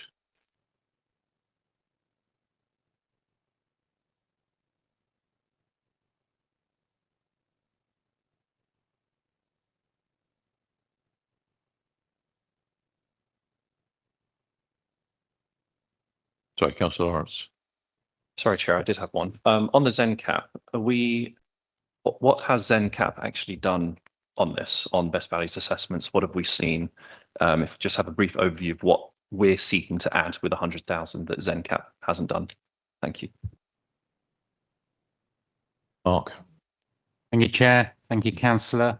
So thus far, ZenCap has looked at the scheme from their perspective. So all of their analysis is their analysis. They have given a view to us of what previously could go in the place of the car park when lanes was part of the scheme. But again, it was from their perspective. This piece of work will look at any proposed transaction from our perspective, hence the best value element. The consultant will be acting for us against ZenCap. Thank you. Ardash, are you in a position to answer the question? Yeah, I can come back. I think there's various reserves which can it gets confusing a bit, but in relation to the corporate projects reserve, we have no minimum, but what we do have a minimum is on the capital receipt. I think we've confused the two. So the capital receipt reserve has 1 million minimum that we have agreed to stick by, but with the corporate project reserve, it has nil. And in relation to the working balance reserve, it's 1.5 million. Any further questions? Councillor Lawrence. Thank you, Chair. It was just to check that does make sense, because that's what I remembered as our reserve levels when we had this kind of S&R. So when we're looking at 6.4 and we're talking about the 1 million in this reserve, what is, because in 6.2 it talks about corporate project reserve and I don't see any other reserves mentioned. What reserve are we talking about in 6.4? Is that the capital reserve? No, we're referring to the corporate project reserve, which should have stressed that there's no minimum, but it hasn't. Oh, right. So it's just incorrect. Okay, that's fine. Thank you. I see no further hands, so I'm going to go to the recommendations. There's 5 recommendations in front of you. Can I have a show of hands for those recommendations, please? 5 those against. 1 those abstaining. 2. So this item is carried. Thank you very much. We're now moving on to item 7, which is the community infrastructure levy, for which I'm going to vacate the chair. There's one question from Alex before I go, which is what progress has been made on the work commissioned by unanimous resolution at the special meeting, Hook Road Arena, of the Strategy and Resources Committee on the 17th of June 2025, and when will this work be completed? This is in fact being addressed at the council meeting in a week's time, 10 days time, next week. So the answer to that is it is being responded to at the council meeting. At this point, I will hand over to Hannah and await my call back, assuming you're going to call me back. I will call you back. Thank you. So the next item we have is the community infrastructure levy item to discuss and all the civil applications. I know the committee may be minded to propose alternatives, but please do remember that this is the final round. And so if we remove this item, we also lose the funding. Also, I know that there is the item about the bridge, and Christy earlier spoke about that, but we're looking at the funding of the bridge. It's not about the future of the stepping stones, which I know and we've heard that residents feel passionately about. But tonight, as I say, it is about still funding decisions. Also, as a reminder to the committee, and I'm sure Ian will reference this as well, the monies will not be released until all necessary permissions have been received and the project completed. And my intention is to go through each one of the items just so we discuss them properly. I know that we have members here of the working group, and they've assured us that they're not predetermined in this. Mr. Maurer, is there anything you want to add? Thank you, Chair. I'll just do a quick introduction, if I may. Might be useful. So yes, this is a report in relation to the SIL Community Infrastructure Levy Annual Funding Awards, and that's solely what it is about this evening, about the award of funding. So an annual funding round took place from the 9th of March till the 17th of May 2026. During that process, 5 strategic bids were received and 15 neighbourhood seal bids were received. These are all set out in Appendix 1 of your report, which is hopefully pages 45 to 49 of the agenda pack. So in accordance with the seal spending protocol, only those bids that pass the officer stage 1 shortlisting are assessed by the seal member working group. And as a result of that, 5 strategic bids and 9 neighbourhood seal bids were assessed by the working group. 1 neighbourhood seal bid did not receive the minimum score of 5 points set out in the protocol to be considered for funding. This is the Oriel Park Outdoor Gym, again identified in Appendix 1. So the recommendation to this committee for strategic bids are detailed in the report in Table 1, and that's pages 36 to 37, and that's for the strategic bids. And the seal member working group recommend that 5 projects are funded, totaling 4.258 million. Now, I would like to draw this committee's attention to a typographical error, which is in Appendix 1 on page 45. Hopefully, if I've got that right, you should have a table.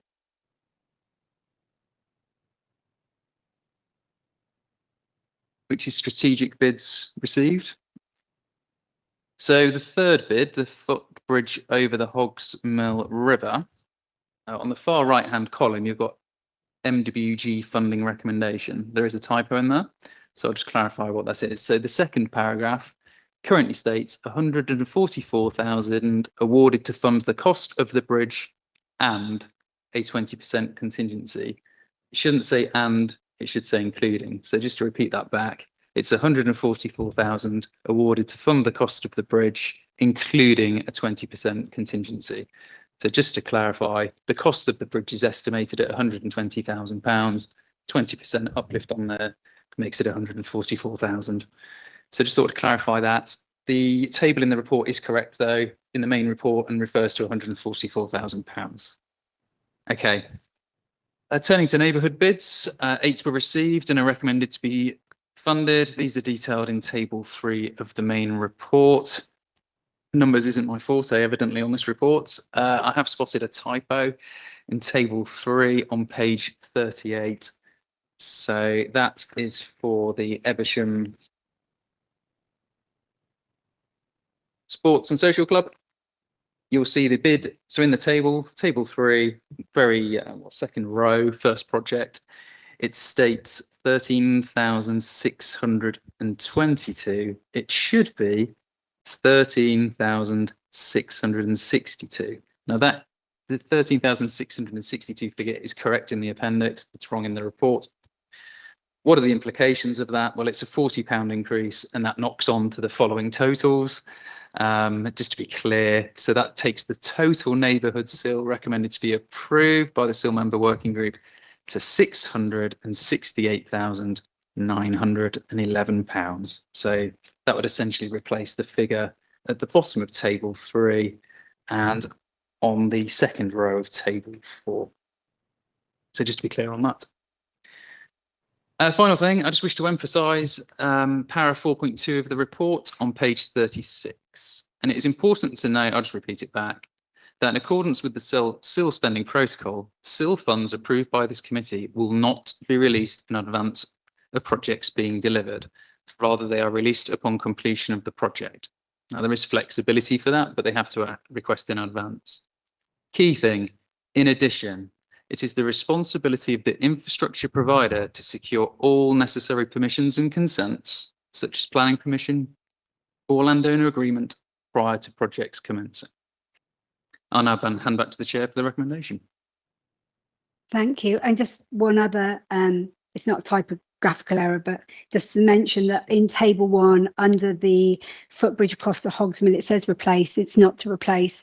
They are separate. I think the stones may end up staying there, but this is to provide other access to it. So I think we just want to say that it's across the Hogsmill River, providing a safer, more inclusive river crossing, not to replace, and that is incorrect. And we made a statement earlier today on social media that says that. We've said very clearly it's not an and or, it's a, you know, this is the one thing and that's a separate matter.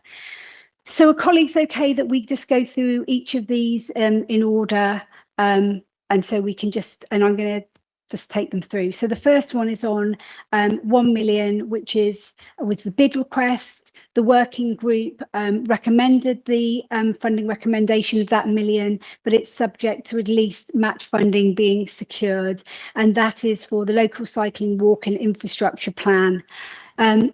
Questions, comments from the committee? Councillor Beckett. Thank you, Chair. Yeah, this obviously is led by Surrey County Council. Over the many years that have been a county councillor, we have installed a vast network of cycle lanes throughout the borough, and at one point Epsom and Ewell actually led the way in the number of cycle lanes, you know, how many miles we had, etc. We have fallen back on that somewhat.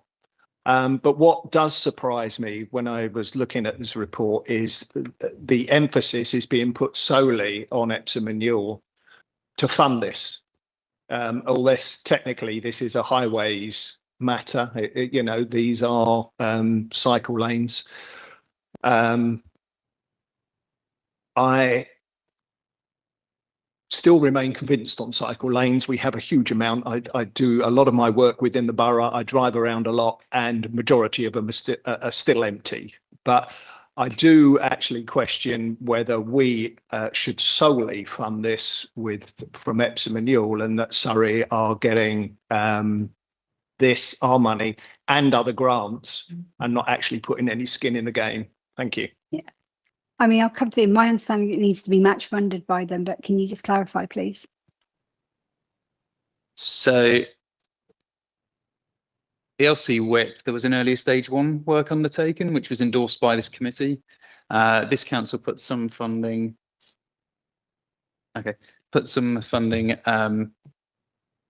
towards completing the stage 1 LC WIP, but that was actually the majority of it was funded by the county council. So this is a later stage, which is more about delivery on the ground and actual delivering hard infrastructure. The county have identified that there could be some match funding to be secured, potential match funding. That is predominantly from a government body called Active Travel England, and they've provided quite a lot of good evidence of securing that funding in other boroughs in Surrey.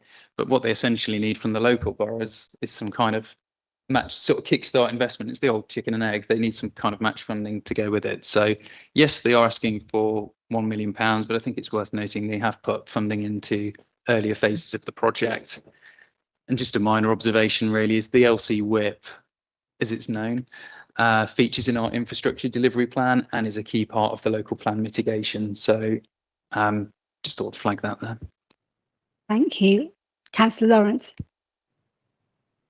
Thank you, Chair. I think for similar things that I said at LC WIP last year, on the LC WIP when it came to the working group last year, was that it's passed the local plan, which was a key part of why I was happy funding it, because it's a part of our justification for why we have lower car numbers per houses, etc., and about environmental and sustainability. So I do support it from that. I just had a question for county councillors, double twin hatters here. Councillor Becky, you were talking about that the county hasn't put any skin in the game on this and that Active Transport England might match fund. I was just curious, is that because you're aware that in other boroughs the county has put money towards it? Or is it just like a general comment that the county is not putting money in on this case? Thank you. We have several bids that include Surrey of where they've, should we say, neglected to part fund even that. So it's more of a general comment. Councillor McCormick, please. Thank you, Chair, Vice Chair. Hannah. So yeah, I mean, one of the items here might be quite useful is to actually have the detail behind this, to actually then basically show what exactly the county has actually or has not put forward in their bid. And I know that the all of the detail from all of the items are not here. It's just a quick summary. So again, I know a little bit about the county's bid, but again, I don't want to talk to that without the actual SIL bid in front of me, which I think would be wrong. So if we are able to get the detail on that bid in front of us, then we can put this one to bed.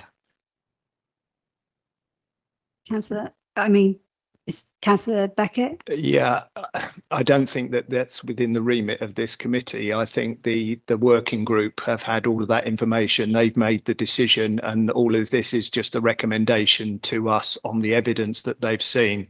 My comments were personal, and obviously with my twin hat on. And I was going to say, we appoint a cross-party member working group who work on this, some members of whom are not in the room. So I think there's got to be some trust that our colleagues took the time to go through that detail and knowing who was on it. Without doubt, they probably ripped it apart and built it back up again. So I think we just, and Ian probably has the thrashes on his back for it, but I think just Ian, I think we have to trust that they have done that due diligence, which is why we are being presented with what we're being presented. That's correct, yeah. So yes, the SIL member working group had full access to all the bids and supporting information which was provided prior to those member working group meetings. There were 4 meetings in total throughout June to get through all the information and assess it at stage 2. So a lot of work went into this, scrutinising, as officers we just advised, but ultimately the members of the SIL member working group went through all this information and have made recommendations to this committee this evening. Councillor McCormick. Thank you, Hannah, Chair, Vice Chair. So on the back of that, I understand how the working groups work, and I know that there were 4 meetings that took place and several items were discussed on that one. The minutes of those meetings, where are they, and are they available to members to review post the meeting? Because again, I would imagine that should have been captured and every discussion item and outcome documented. So how it works is we have essentially I'll call it a spreadsheet really, where we record all scoring made and decision making for each bid. So it is comprehensive. Do I have any more questions on strategic project 1? Okay. Do you want to vote on it now? To whether you want to do it, or are you okay if we just carry on through all of them and take the recommendations? Carry on through. So the next item is strategic project 2, which is the green infrastructure protection plan, which is looking for 114,000 for the construction of landscape earth bunding and associated green infrastructure improvements at 10 vulnerable open space locations. You can read the rest. Questions, comments on strategic project 2?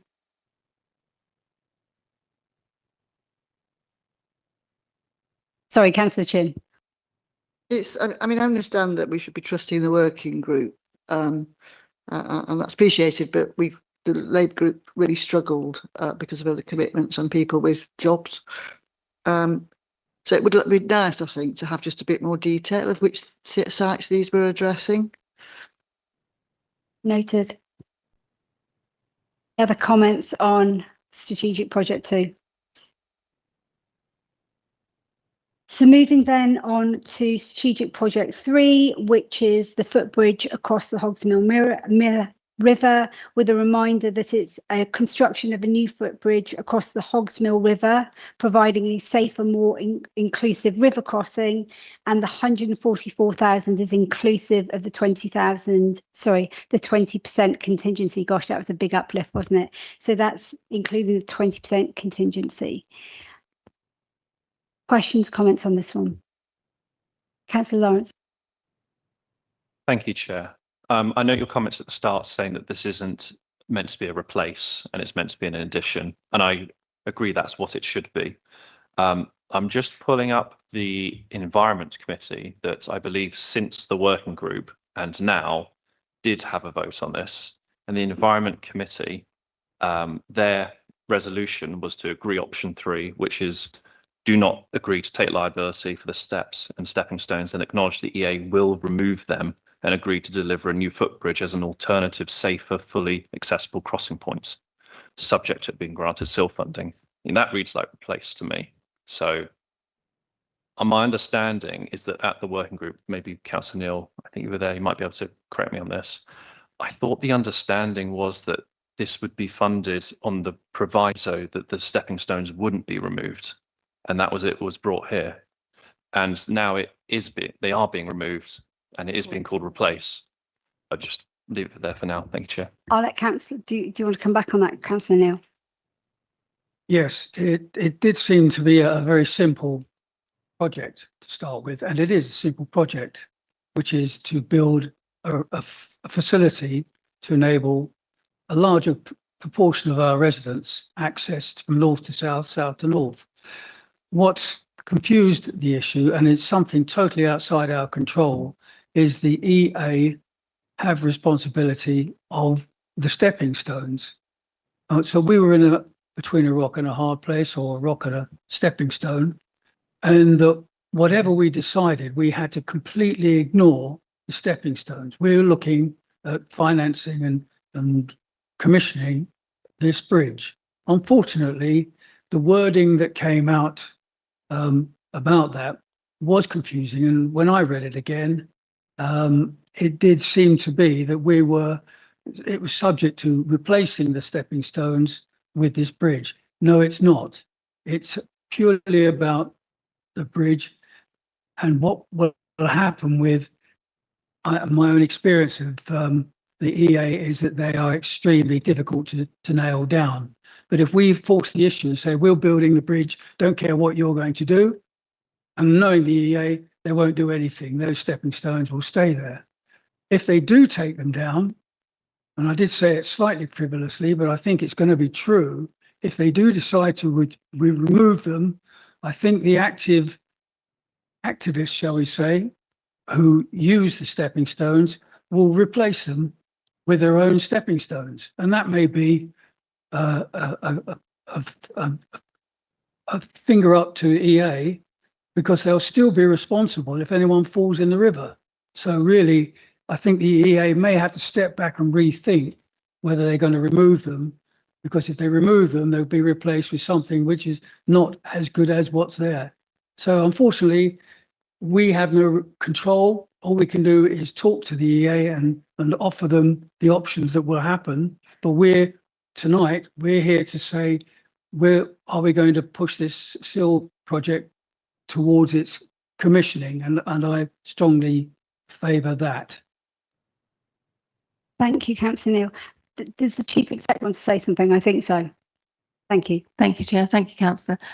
I hope I can add a bit of clarification. So I think everybody is absolutely right, and that the original bid talks about replacement for stones.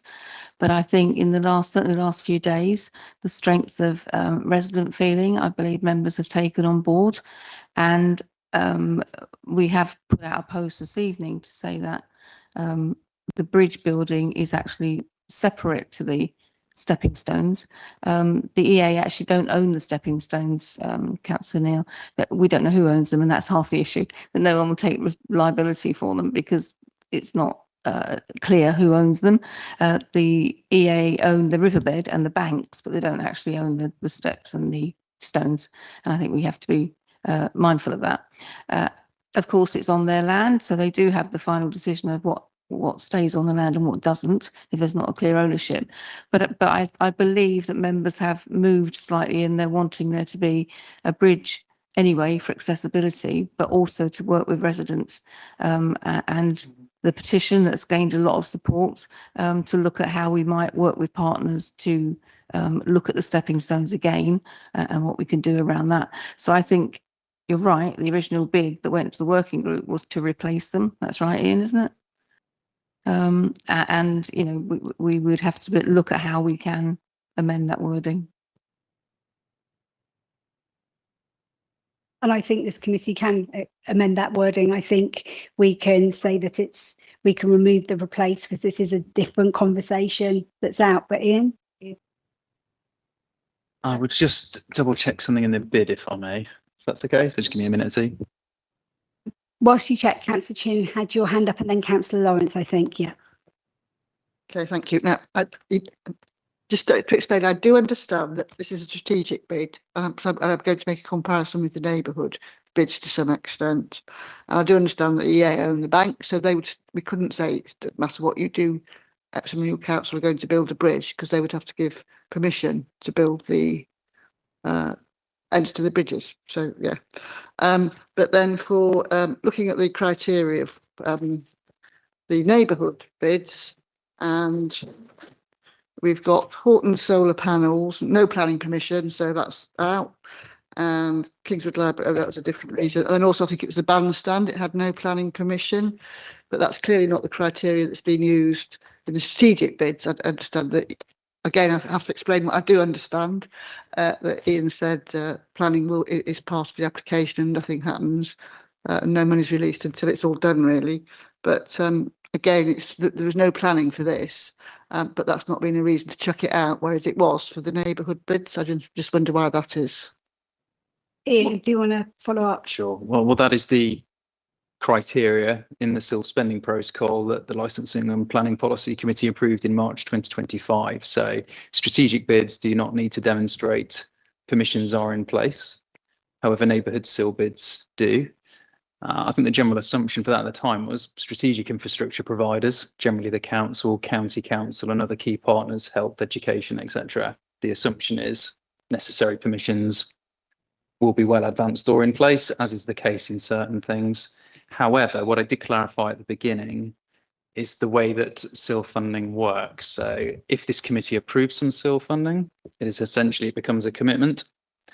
So it's committed funding. However, we do not release any funding until the project is complete. So that was the point I was making. And for a project to start, all necessary permissions need to be in place. So the infrastructure provider will need to sort that out. So that's the first point. Yeah, I understood that. I said that right at the beginning. Okay.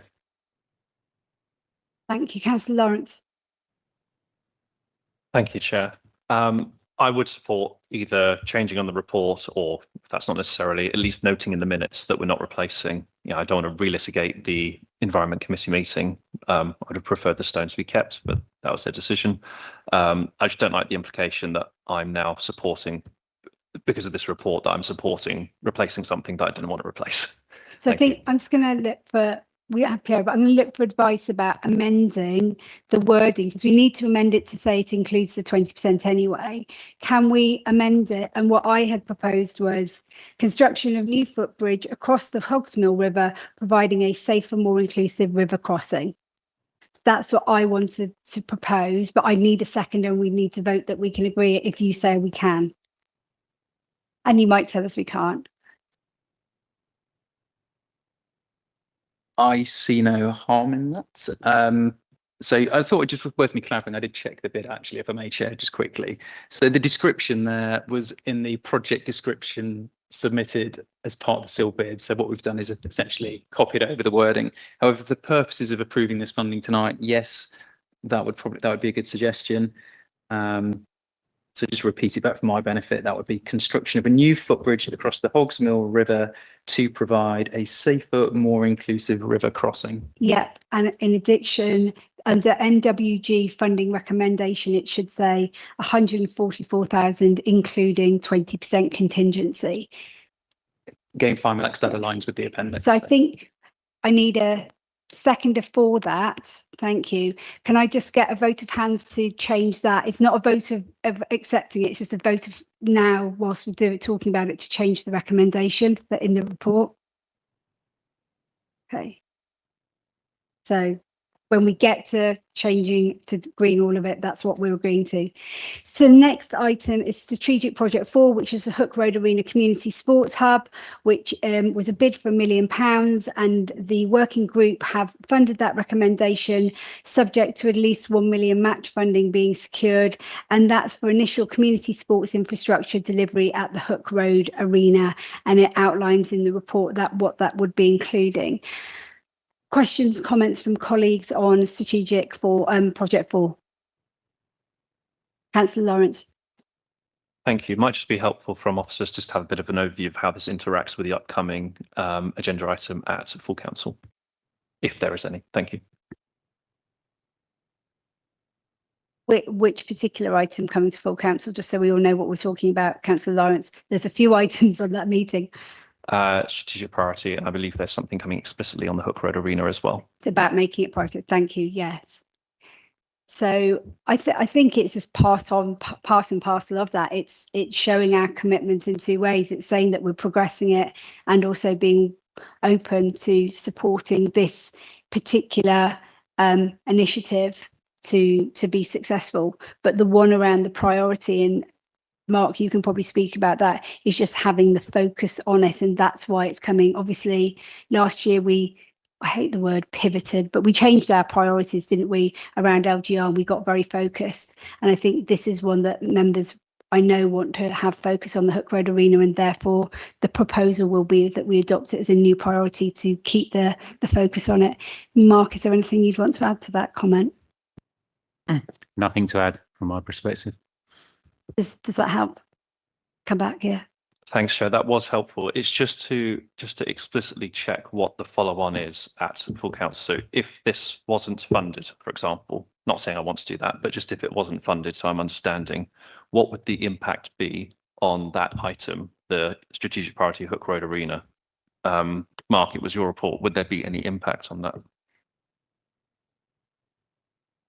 The Hook Road Arena from the council's perspective is the whole of Hook Road Arena, whereas I believe this project is purely in relation to the leisure provision.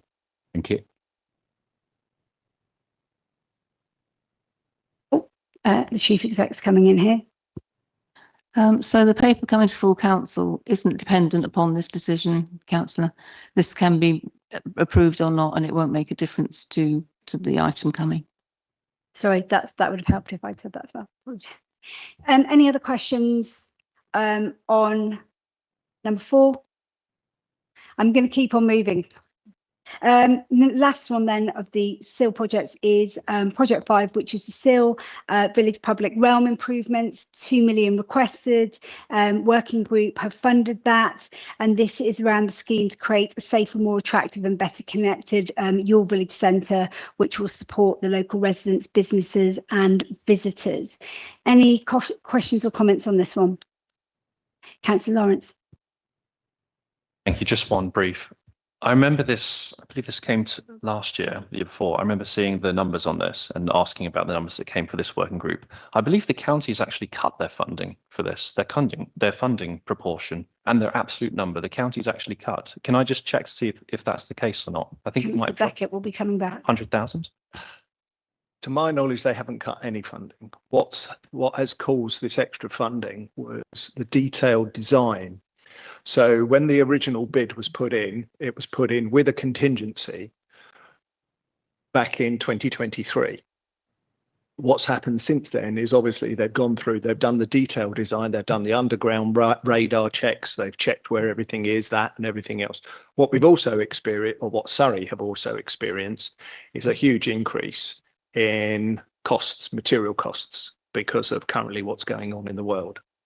So this goes back to the comment I made earlier about maybe we should have split this 50-50, but Surrey have decided to come to us and say, basically, this is, you know, all or nothing. It's community infrastructure levy. It fits into that criteria. And yeah, they've presented us with this kind of fait accompli. Yes. Thank you. No, that is very helpful to understand. I mean, we do collect SIL receipts for things like this after all. It was only specific. I can understand the county's percentage shrinking as a result. It was just based on the numbers that I saw last year and that I was told for this year, the county's funding in absolute terms into 2024 was 1.35 million, and it has now dropped to 1.25 million. They've actually decreased the amount. It'd be useful if that could be checked if I'm wrong, fair enough. But my understanding was they'd actually dropped the funding in real terms. Ian, are you able to? It's a very long bid, this one. However, my understanding is in the resubmitted bid, it does appear that there is slightly less county match funding, but that is to reflect the fact they've already spent some funding in the the sort of 2 years between the bids, if that makes sense. So the original seal bid was in November 2024, I think it was. They've spent some funding to continue progressing the scheme. So as a result, they didn't want to be seen as kind of counting money they've already committed. So I think that explains the variance. So there is so in a way, there is a slight increase, but you could argue the overall pot they're committing to the project has remained the same. It's just that they've used some of it already. Hope that kind of explains the position. Councillor Lawrence, does that help answer the question? I think so. I don't want to second guess what was on the working group or Yeah. county council side. No, all I would say is this has been going since 2022. So the county have obviously been investing money since 2022 on other aspects, project managers, you know, et cetera, et cetera. So those figures that Ian has indicated would make sense. Any further, or can we move on to the neighbourhood sill? Okay, I'm taking this carefully because there's a lot of money here and I just want to make sure that we have a proper conversation. So if you move then to table 3, the next one is Epsom Sports and Social Clubs Facility Improvements and Sustainability Project. And as you'll recollect, the number is 13,662. So that's a £40 difference. Any questions on this one? Fantastic. The next one is pool tennis, pickleball courts for £88,660. I was never good at numbers. This is not a good report for me. £88,660 for recreational facility for tennis and pickleball on the existing tennis court footprint. Any questions? St Martin's Playground Development, which is around introducing a new high quality interactive play equipment. They've asked for 15,000 and the working group have agreed to that. Questions? Gibraltar Rec, again. Oh, apologies, Kate. Sorry, Councillor Chin. I just wondered if that's of the type that they recently installed at Wallace Fields, that they've just taken down after a risk assessment. I'm not saying it was a funded one at Wallace Fields, but it was a sort of new play facility that's a sort of an adventure thing for little ones, interactive, and they've just taken it out after a nasty accident. Oh, okay. I can't say whether it's the same provision. It might be worth flagging that with the school, that they communicate. Yeah, I think we can flag that certainly. Thanks for flagging that, Councillor Chin. Then I was moving on to Gib Rec, which is more pickleball and tennis courts, and request is for £100,295, which the working group has approved. Questions? Scouts want a Tomahawk range, which is going to be a safe area. What's a Tomahawk range that's safe? I worry. Anyway, 12,290. I'm showing my ignorance.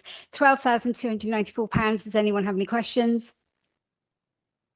Epsom Beekeepers want their classroom modification, £89,000. Sorry, sorry. Did you miss Kingswood School or did you say that? Sorry. Oh, that's not a... I haven't got that. No. No. Glyn Hall modernisation. So they've asked for £230,000 in addition to the 85,000K. So what is being approved is the 315,000 that's inclusive of the 85 that has already been previously awarded. Any questions? Councillor Lawrence. Thank you, Chair. Just a process question. Yeah. How does it work with funding that we've given and then they come back for more? Does that get taken into account as match funding at all, or is that just completely ignored?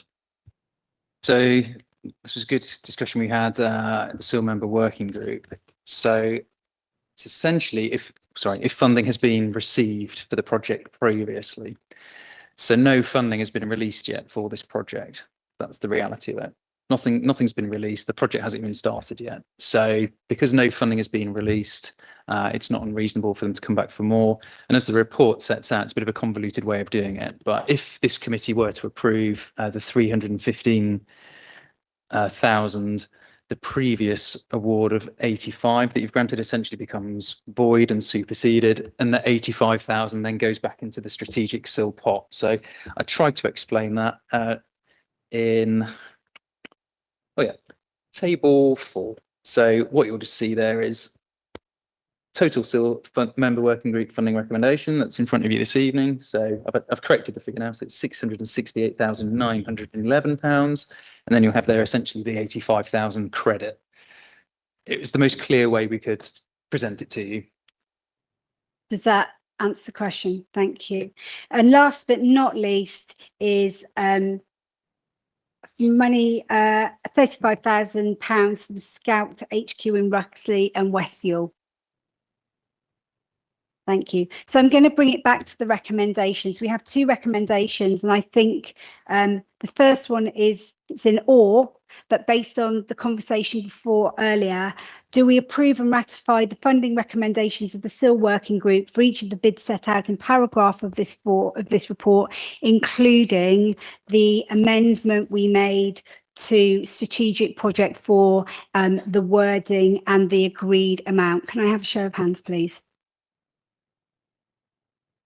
Against? Abstain? Thank you. That is agenda item 7. Thank you for that. And if somebody can get Councillor Dallin in. Thank you, Ian, for answering all the questions. We'll move on at pace. Does anybody need a quick break? We've been here for 2 hours. Are you okay? Are you sure? Just crack on. Okay. Yeah, shall I just carry on, make it quick? Yeah, we'll have a break for the special meeting, yeah. Thank you. Agenda item 8.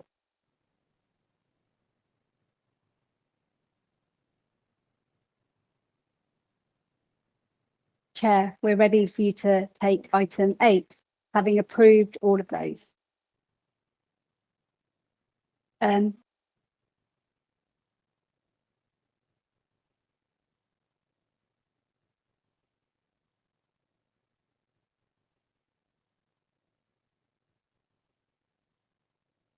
Thank you very much, Vice Chair. There's a couple of items to go, and then we can have a comfort break and general break before the shareholders meetings next. So hopefully the next 2 won't take too long. So item number 8 is appointment of members and chair of the shareholders subcommittee. Since the report was produced, Shanice Goldman has been withdrawn, so there's no need to have an election. And the recommendation is to appoint the following members of the association: Councillor Neil Dallin, Councillor John Beckett, Councillor Hannah Dalton, Councillor Kate Chin, and Councillor Alex Coley. Councillor Lawrence. Thank you, Chair. Just to check, as it didn't say explicitly about substitutions on here, am I still fine substituting? Because Councillor Coley can't make it for the shareholder sub meeting. Am I fine subbing him? Councillor Coley said he was going to make it. He's not here yet. But okay. So in what that are case, the, I I'm don't just believe checking what are the rules on I substitutions. will check, but I don't believe that's a problem. Usually we need confirmation from the group leader about any substitutions. So perhaps when we pause, we can confirm if that's the case or not. Okay. So if there's no further questions, I'll go straight to the recommendation, which is, as I read out, the 5 members are nominated to the shareholders. Can I have a hands for approval? That's unanimous. Thank you. And agenda item 9 is an update from the Town Twinning Working Group. You had the report from Roy Dedman at the beginning of the meeting, and I think you've all had a letter from our MP Helen Maguire supporting the twinning proposal. Is that true? No, I'm looking at blank faces. Chair, I believe all sitting members of this committee received it, but any subs did not. Okay. In summary, Helen Maguire wrote a letter saying that she supports twinning between Epsom and Yule and Butcher.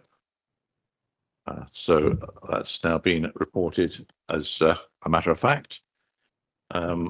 You've got the item in front of you. Is there any questions? Oh, sorry. Piero, do you want to add anything to the report before we discuss it? No, happy to take any questions, Chair. Okay, any comments or questions, please? Councillor Chin, your light is on. Does that mean you want to say something? You go. Councillor Lawrence. Yes, I was just curious about that Chantilly seems to be tied in quite a lot with Butcher. I know there's been some explanation in the report, might help from Pierre, if you're just able to highlight more for me to try and understand why Chantilly, because my understanding for context based on the SNR which this came to was that there was Roy and Lionel had their group that they were proposing, and my understanding was that, you know, pending terms and conditions and public showing, that that could be a group and Chantilly would carry on as Chantilly. I'm not sure why there's now a move to put them together. Thank Okay. you. Before I get that question answered, Christy is at the back. Are you happy to stay? Are you waiting for someone to let you out? Okay. Thank you. I didn't want you to feel you were locked in here. My view is that normally twinning is done by one committee for all the twinning arrangements. For example, Chantilly has one committee that twins with Epsom, Watermaid Botsford in Belgium and Oberlänge in Germany. So the one committee normally does all the twinning from one town. So that's part of the reason it's involved. The second is that the issues and problems associated with Butcher twinning are also effectively the same problems as Chantilly are going to have when we cease to exist as Epsom Renewal Borough Council. Which is a civic matter and hasn't really been picked up yet by the shadow authority or the government. And there's something about charter trusts that's coming to full council next week, which is hopefully a way forward. Hopefully that answer. Do you want to add anything, Piero? It was just to add to expand upon the point you made, Chair. So we took the example of Chantilly as an existing twinning arrangement. I think, as the Chair's already alluded, from our research, where there has been a twinning in the past, it's for geographical area, and normally the council has stood back after an association has been set up. So we took that as a model to say, if members were minded to support a twinning arrangement with Butcher, what could it look like? And then, as the Chair rightly said, then the working group we briefed, I briefed them in relation to the outstanding question, which is what happens post vesting day? Because although financial support, as the report sets out, isn't provided, administrative support is not provided, there is some support, I believe, in the provision of meeting rooms for AGMs and when requested. So the outstanding question, if I could get to that, is when this borough no longer exists, what is the status of any existing twinning arrangements? So, as the Chair rightly pointed out, further to a discussion as the report touches upon with Surrey leaders, a request has gone into the ministry, and we're awaiting any further information they can share as to prior authorities that have gone through LGR who have also had twinning arrangements, but so far we've yet to hear back. Hope that helps. Councillor Chin. My understanding is very similar to James's understanding, and also I've got the minutes of the meeting in front of me here, and the action was about Chantilly was for Miss King to contact Nigel, I think he's the chair, regarding the Twinning Association interest in adopting the twinning agreement with Chantilly. So that wasn't conflated, didn't come one thing for Chantilly. And I think it's very much talked about in the meeting is how the Chantilly twinning works, how they're independent, how they do everything. And for me, Butcher, we've got a group very, very similar to Chantilly. They've got a constitution, which I think was assumed in that meeting that they hadn't. They actually have a constitution, and they have very, very strong links with the town of Butcher, where Chantilly Twinning Group doesn't, for obvious reasons. So to me, it would be much more sensible that it was Stand Up for Ukraine that was approached. And I'm not really quite sure why East Surrey came into it, because they've got all of them to look at, and I just wondered if that would delay things and defer things. So actually it didn't happen. And I've also got a amendment to the recommendations. can I go through those now? Is that okay, Chair? Mhm. I think Tim's also got them on a slide.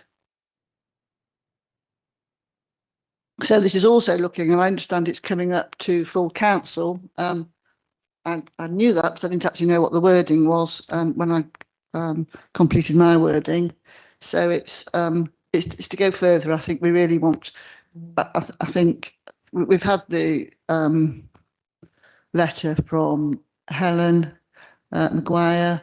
We've had this talk from Stand Up for Ukraine, and I think that the links that this town has with Bucha are really quite special, and with Ukraine are really quite special. The way the town has welcomed people.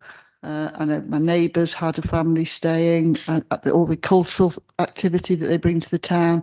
The school children come on visits, and I think we're a very fortunate, generation, that we haven't been in that place where we are under attack. I remember my brother being sent to the Falklands and that constant sense of anxiety in the house. So I really think it's important that we offer the hand of friendship to Bucha, and I think the people to take that forward would really be the Stand Up to Ukraine organisation. So I've changed the amendments to that. I think this will be similar to what will be said at full council next week, to approve in principle the objective of establishing a twinning arrangement between Epsom and Ewell and the city of Bucha in Ukraine. The council to ask the working group to take this forward and clarify who, so it could still be talking to East Surrey, but to clarify, and I know a meeting was arranged with Stand Up to Ukraine, and I understand that one person cancelled it. It actually wasn't. That was a committee decision to cancel that meeting, and for a formal request, but who our working group should be talking to. So the council to ask the working group to take this forward and clarify who is able to initiate and administer the twinning, and identify how it continue after vesting day. So that's addressing Mr. Anta's concerns. And then to invite the working group to provide a further report to the next meeting of this committee. So I think the working committee, I think one meeting didn't happen, and the meeting that did happen, it was then my understanding from Councillor Dalton, it was then passed to officers to take forward, because there are so many different districts and boroughs affected. So I'd like to propose that the recommendations are changed to what's on the slide. Okay. Chair, just to confirm, obviously, in order before we seek a seconder, you need to determine if you think this motion is in order, and if it helps. The terms of reference of this committee include all civic and ceremonial matters. So my advice would be this doesn't necessarily need to go to full council. It does fit within the terms of reference of this committee. So in terms of, is this proposed amendment in order, I would say it is. Don't know if that assists. I heard half of what you said, I'm afraid. In short, if this committee wants to accept this motion, it is in order. So the question when receiving an amendment is for you as the chair to determine if the amendment is in order or not. Thank you. It looks very similar to item 2, part 2, for the working group to continue to explore the proposed new twinning arrangement of the Butcher and transfer of existing twinning arrangement of the Shanty. What it doesn't do is to include Shanty, which I would like it to continue to do. Members, are there any comments or questions? Wow. Just forgive me, Chair, procedural. As you're inviting a motion to be amended, you just need to check with Councillor Chin if she would be acceptable to that amendment before we go any further. I'm not offering yet a amendment to that. I'm just commenting that that was my first thoughts, if you like. So I saw about 4 hands go up. Councillor Neil, Councillor Beckett, Councillor Reynolds, I think Councillor Lawrence.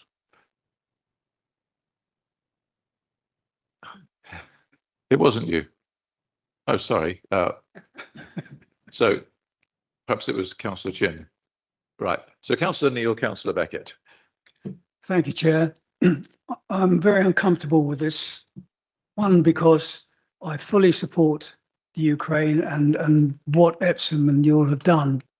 And I personally have contributed financially, materially, and voluntarily, and will carry on doing so. And I know, the Chair, you've been involved very heavily in this, but I'm a bit concerned because all the meetings we've had amongst members that I know, the general feeling was that this is not the time to try and divert whatever resources Butcher have into something which is very, I won't say insignificant, because there is a significance in twinning with a town that's at war. I mean, let's face it, although it's undeclared, they are at war. I think this should be kept for when hopefully peace is back, and then we say the rebuilding of Ukraine, that's the time for twinning, where we can pass on all our support we can. At the moment, it's totally irrelevant and it will be totally lost with LGR, etc. And I know that the majority of members that I've spoken to have felt the same. And I'm a bit puzzled as to how it keeps popping up as, you know, a motion, and who's actually, I won't ask who's doing it, but it's here now. But I'm just voicing what I feel is the general feel among members, perhaps not all that are here tonight, but I just needed to voice that. Thank you. Councillor Beckett. Yeah, thank you, Chair. As LGR progresses, more and more things are coming to light that were hidden under stones or have been forgotten about, and all of a sudden the government are rushing around to try and get legislation in to try and cover them. One of those was actually civic and ceremonial. So one of the things that has been brought to my attention was the element of the Charter Trust, which we are going to have a members briefing on if it wasn't for the England match tomorrow night, so it has been postponed. That actually covers the civic and ceremonial aspect, which can include twinning. So what I am proposing is, unfortunately, is point on the recommendations on the report, which was 2.2, which was for the working group to continue to explore the proposed new twinning arrangements with Booker and transfer of the existing twinning arrangements. Because if we do proceed along the same lines with Charter Trustee, it's got to include all twinning. So at the moment, I'm afraid Councillor Chin's amendment doesn't. So I would be looking to go for 2.2 on the report. Thank you. Thank you. Councillor Chin, followed by Councillor Lawrence. It's just to address Councillor Neil's point. It's Butcher who want this. Butcher want it very much, and they want it to happen as soon as possible. It's not Epsom and you imposing their twinning on the town. And maybe it is in times of conflict when you do need the hands of friendship and support the most. Thank you. Councillor Lawrence, followed by Councillor McCormick. Thank you, Councillor Chin, to cover some of my points. It's a little bit geopolitics, but it helps Butcher get their name out there a little bit more. So it helps build friendships, helps build relationships. We don't often have geopolitics in the council, thankfully, but it's one of those unusual situations where you're considering more of an international picture, which is why they have requested it. So I understand your points about resourcing at Butcher's ends for that. My view would be that it's their decision to make how they want to use their resources. If they wish to pursue twinning with us, then I would let them be the final arbiters of that decision rather than us try and second guess their resourcing. But I understand your points. I did have a question before I make a comment, actually. I'm not as familiar with twinning as you are, Councillor Dallin. Is it mandatory that you have one twinning organisation for the geographical area, or is that just established? I'm just trying to find out if there's a legal problem with this, or it's just not custom and practice. Thank you. The answer to that is I don't know. It's certainly custom and practice, and I'll ask Pierre if he knows any better. Yes, Chair. twinning is one of those areas that not many people know a lot about. So the best answer is custom and practice. Certainly no legal obligation that I'm aware of. Councillor McCormick. Thank you, Chair. I mean, I'm in principle in support of the amendment to item 9. I just wanted to talk to a couple of items that have been raised around timing. I think Councillor Neil mentioned, and again, this was brought up earlier in the year, and I understand why there may be a desire to delay it slightly, but we do run the risk of just running out of time and just kicking this can down the timeline. So again, the point 1 in the amended recommendation to approve in principle the objective of establishing, I don't think there's any problem with doing that. The other piece of the puzzle is item 2 on here, and Councillor Dallin, you made mention to this, that it may well be there's a slight amendment to talk to adding in the Chantilly into this particular bit and Buca as well. But again, I think that there is a desire to progress this item rather than just kick it into the long grass again. And again, it's part of the twinning association. It's not part of this council. It's a separate group that is actually working hard on the twinning side of it, and to have a discussion with that twinning group to see if they're able to support this additional item.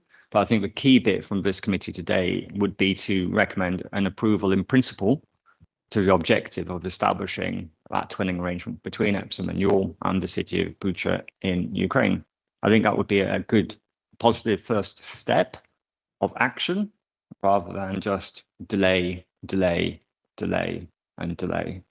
So I would be supportive of the amended recommendation Councillor Chin has proposed, possibly with the slight amendment on point 2 to include the twinning with Chantilly in there as well to cover that off. There's work to be done, but we can get this done. But if we kick it into the long grass, it's never going to get done before this council basically wraps up. So I would suggest that. And if Councillor Chin is looking for a seconder, I will gladly second it. Thank you, Councillor Neil, followed by Councillor Lawrence. Yes, perhaps listening to what Councillor McCormick has said, could you just clarify, are we going to be voting for any one of those 3? The amendment put forward by Councillor Chin, is it 1 or 2 or 3? Because it's... I think Councillor Chin is asking us to amend the recommendations to 1, 2 and 3 that's on the screen at the moment. Just to clarify, and I got a nod from Councillor Chin. Thank you. Councillor Lawrence. Thank you, Chair. I take your points about not wanting to exclude Chantilly.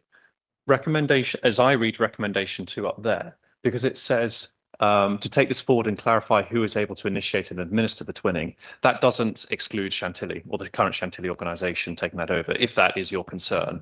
I wouldn't want to specify that Chantilly has to, so I wouldn't personally want to see an amendment that way. But if you're worried that Chantilly has been excluded from possibly administering it, at least as I read that recommendation, they're not. That was all. Thank you. Thank you. Councillor Neil again, and then Councillor Beckett. Councillor Beckett, you're being offered the chair. If any changes to any recommendations that are up there, I would want to see Chantilly actually in black and white.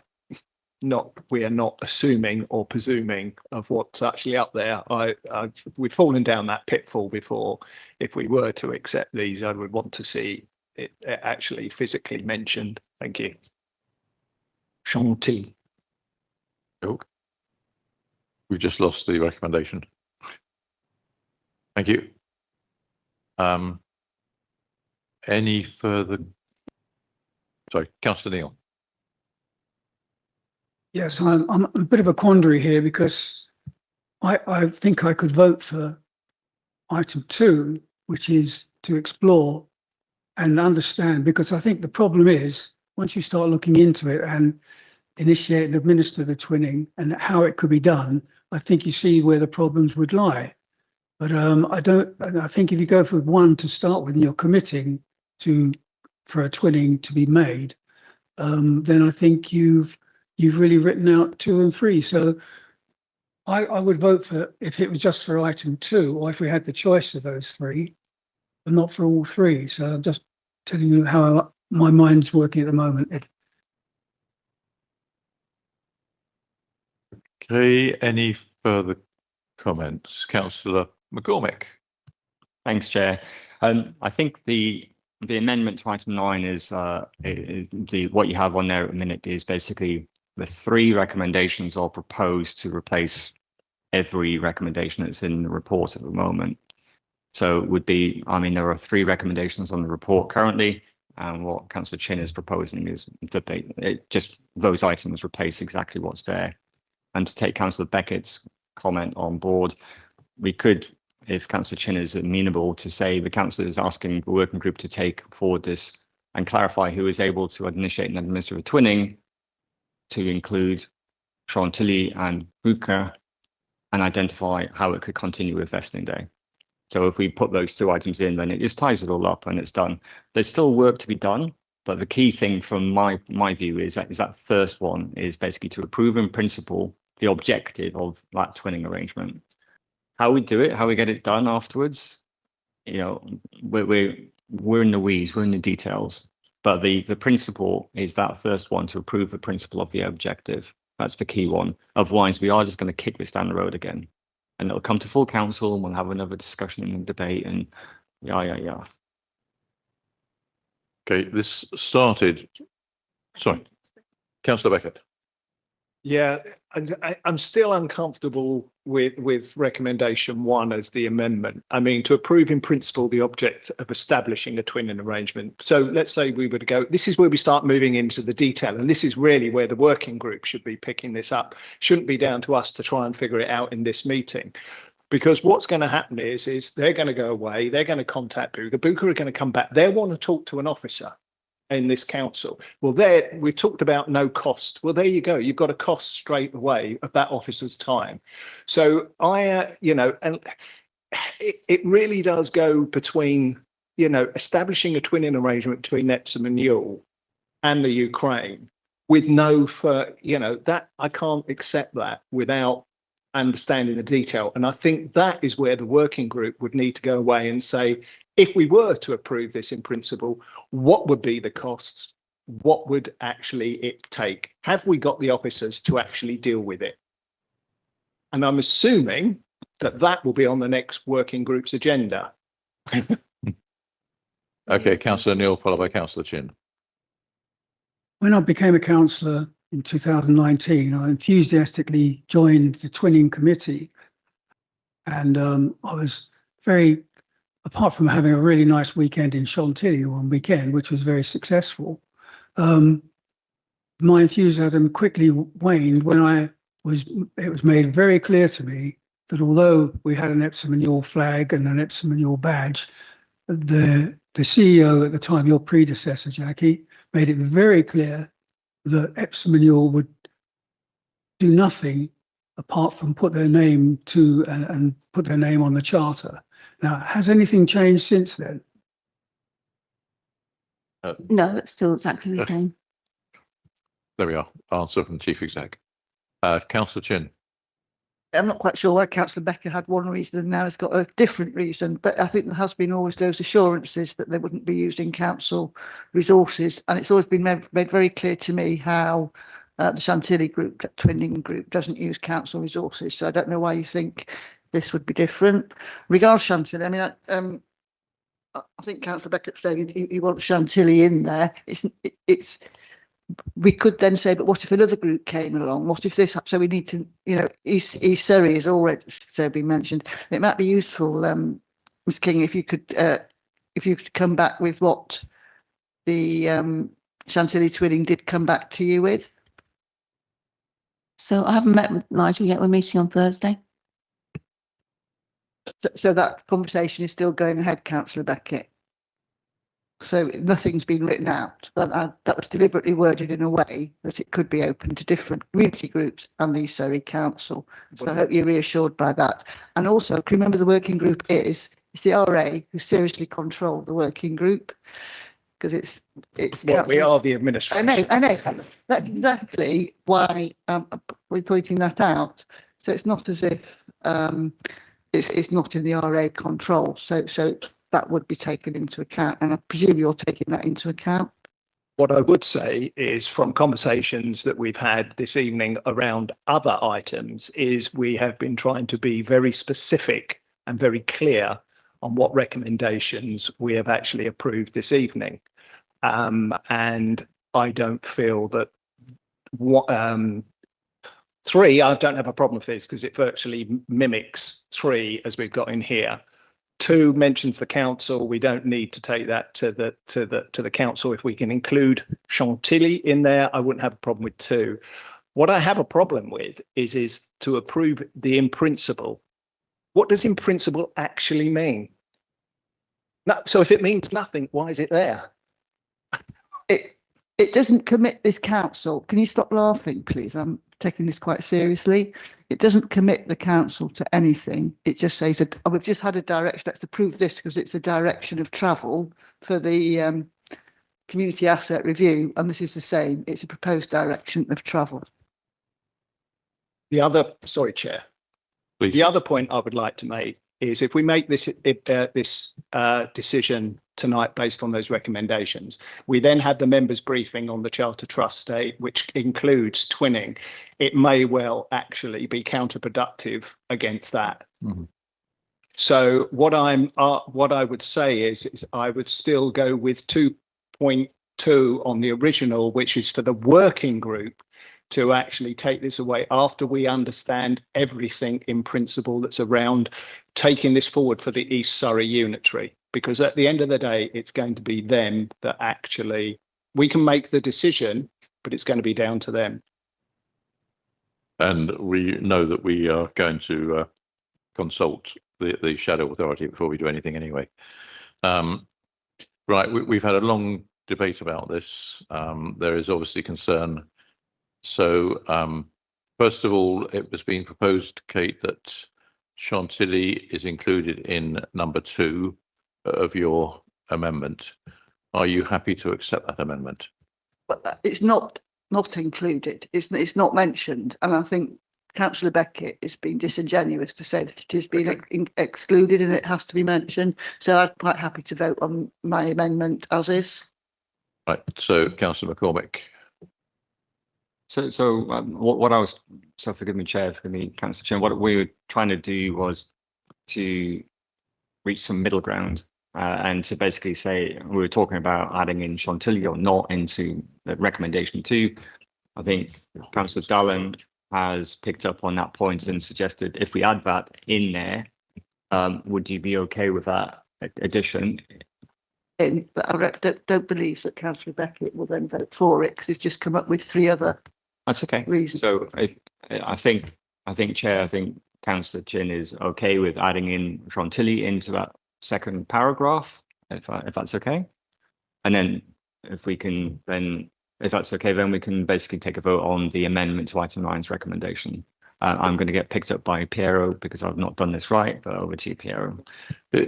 Are you happy with that, Councillor?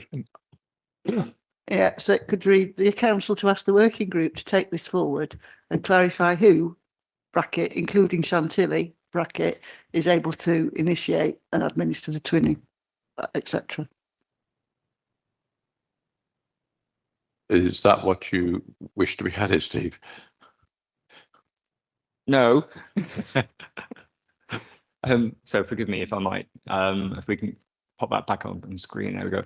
So the councillors asked the working group to take this forward and clarify who is able to initiate and administer the twinning, brackets, with Chantilly and Buca, and identify how it could continue after vesting day. So it's really just to basically quantify those 2 entities in that particular paragraph. That's all I'm suggesting. I think that's possibly all the Councillor Becker was looking for as well. Would that be okay, Councillor Chin? You have to accept the amendment. Yeah, okay. Okay. Councillor Dalton. So can I just ask a question, because I'm kind of listening, and then we've talked about the Charter Trust bit, but obviously that decision at full council next week impacts the ability to take forward this recommendation anyway, does it not? Or does it? Okay, so not really. So they're not, what I don't want is something gets agreed here and then it falls over next week because then the Charter Trust does it. But the Charter Trust is kind of looking at all of this and saying civic and ceremonial continues, but in a different format. And that includes twinning kind of within it. Yeah. Fine. So just to clarify, Chair, in terms of you don't need Charter Trustees to have a twinning arrangement. What's being proposed to Charter Trustees is to extend the office of the ceremonial mayor. So that's the paper that was published yesterday. This is a separate matter, but obviously Councillor Beckett has said it has certain impacts as well. So if it assists, I think we've now clarified what the proposed amended wording to recommendation 2 is.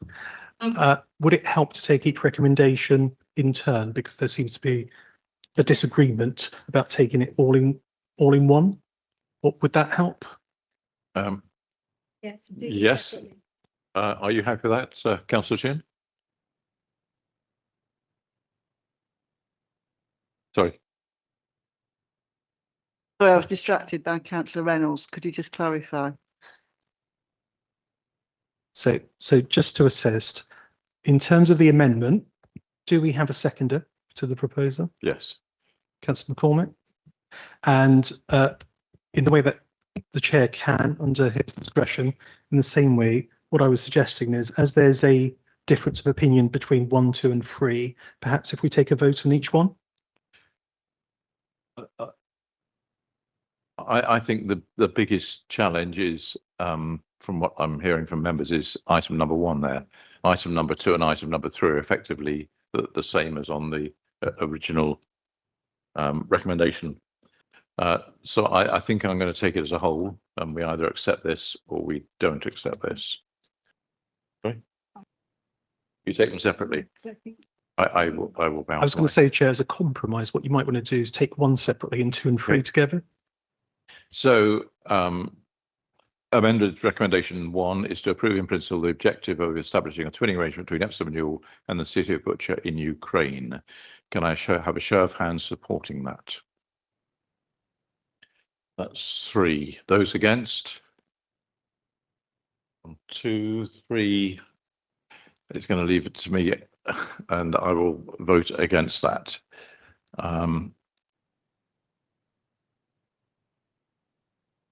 Sorry,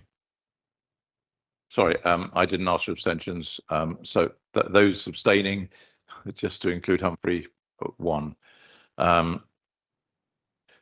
So amendment recommendation 1 has gone. Recommendation 2, the council to ask the working group to take this forward and clarify who is able to initiate and administer the twinning. And then I think brackets both Shanti and Butcher, close bracket, and identify how it continue after vesting day. Those in favour of that amendment? That is the vast majority. Those abstaining? 1. So that is carried. And I amended recommendation 3 to invite the working group to provide a further report to the next meeting of this committee. Those in favour? 1, 2, 3, 4, 5, 6. That's unanimous. So the amendment to the recommendation now replaces what's on the sheet of paper and is as in front of you, number 2 and 3 only.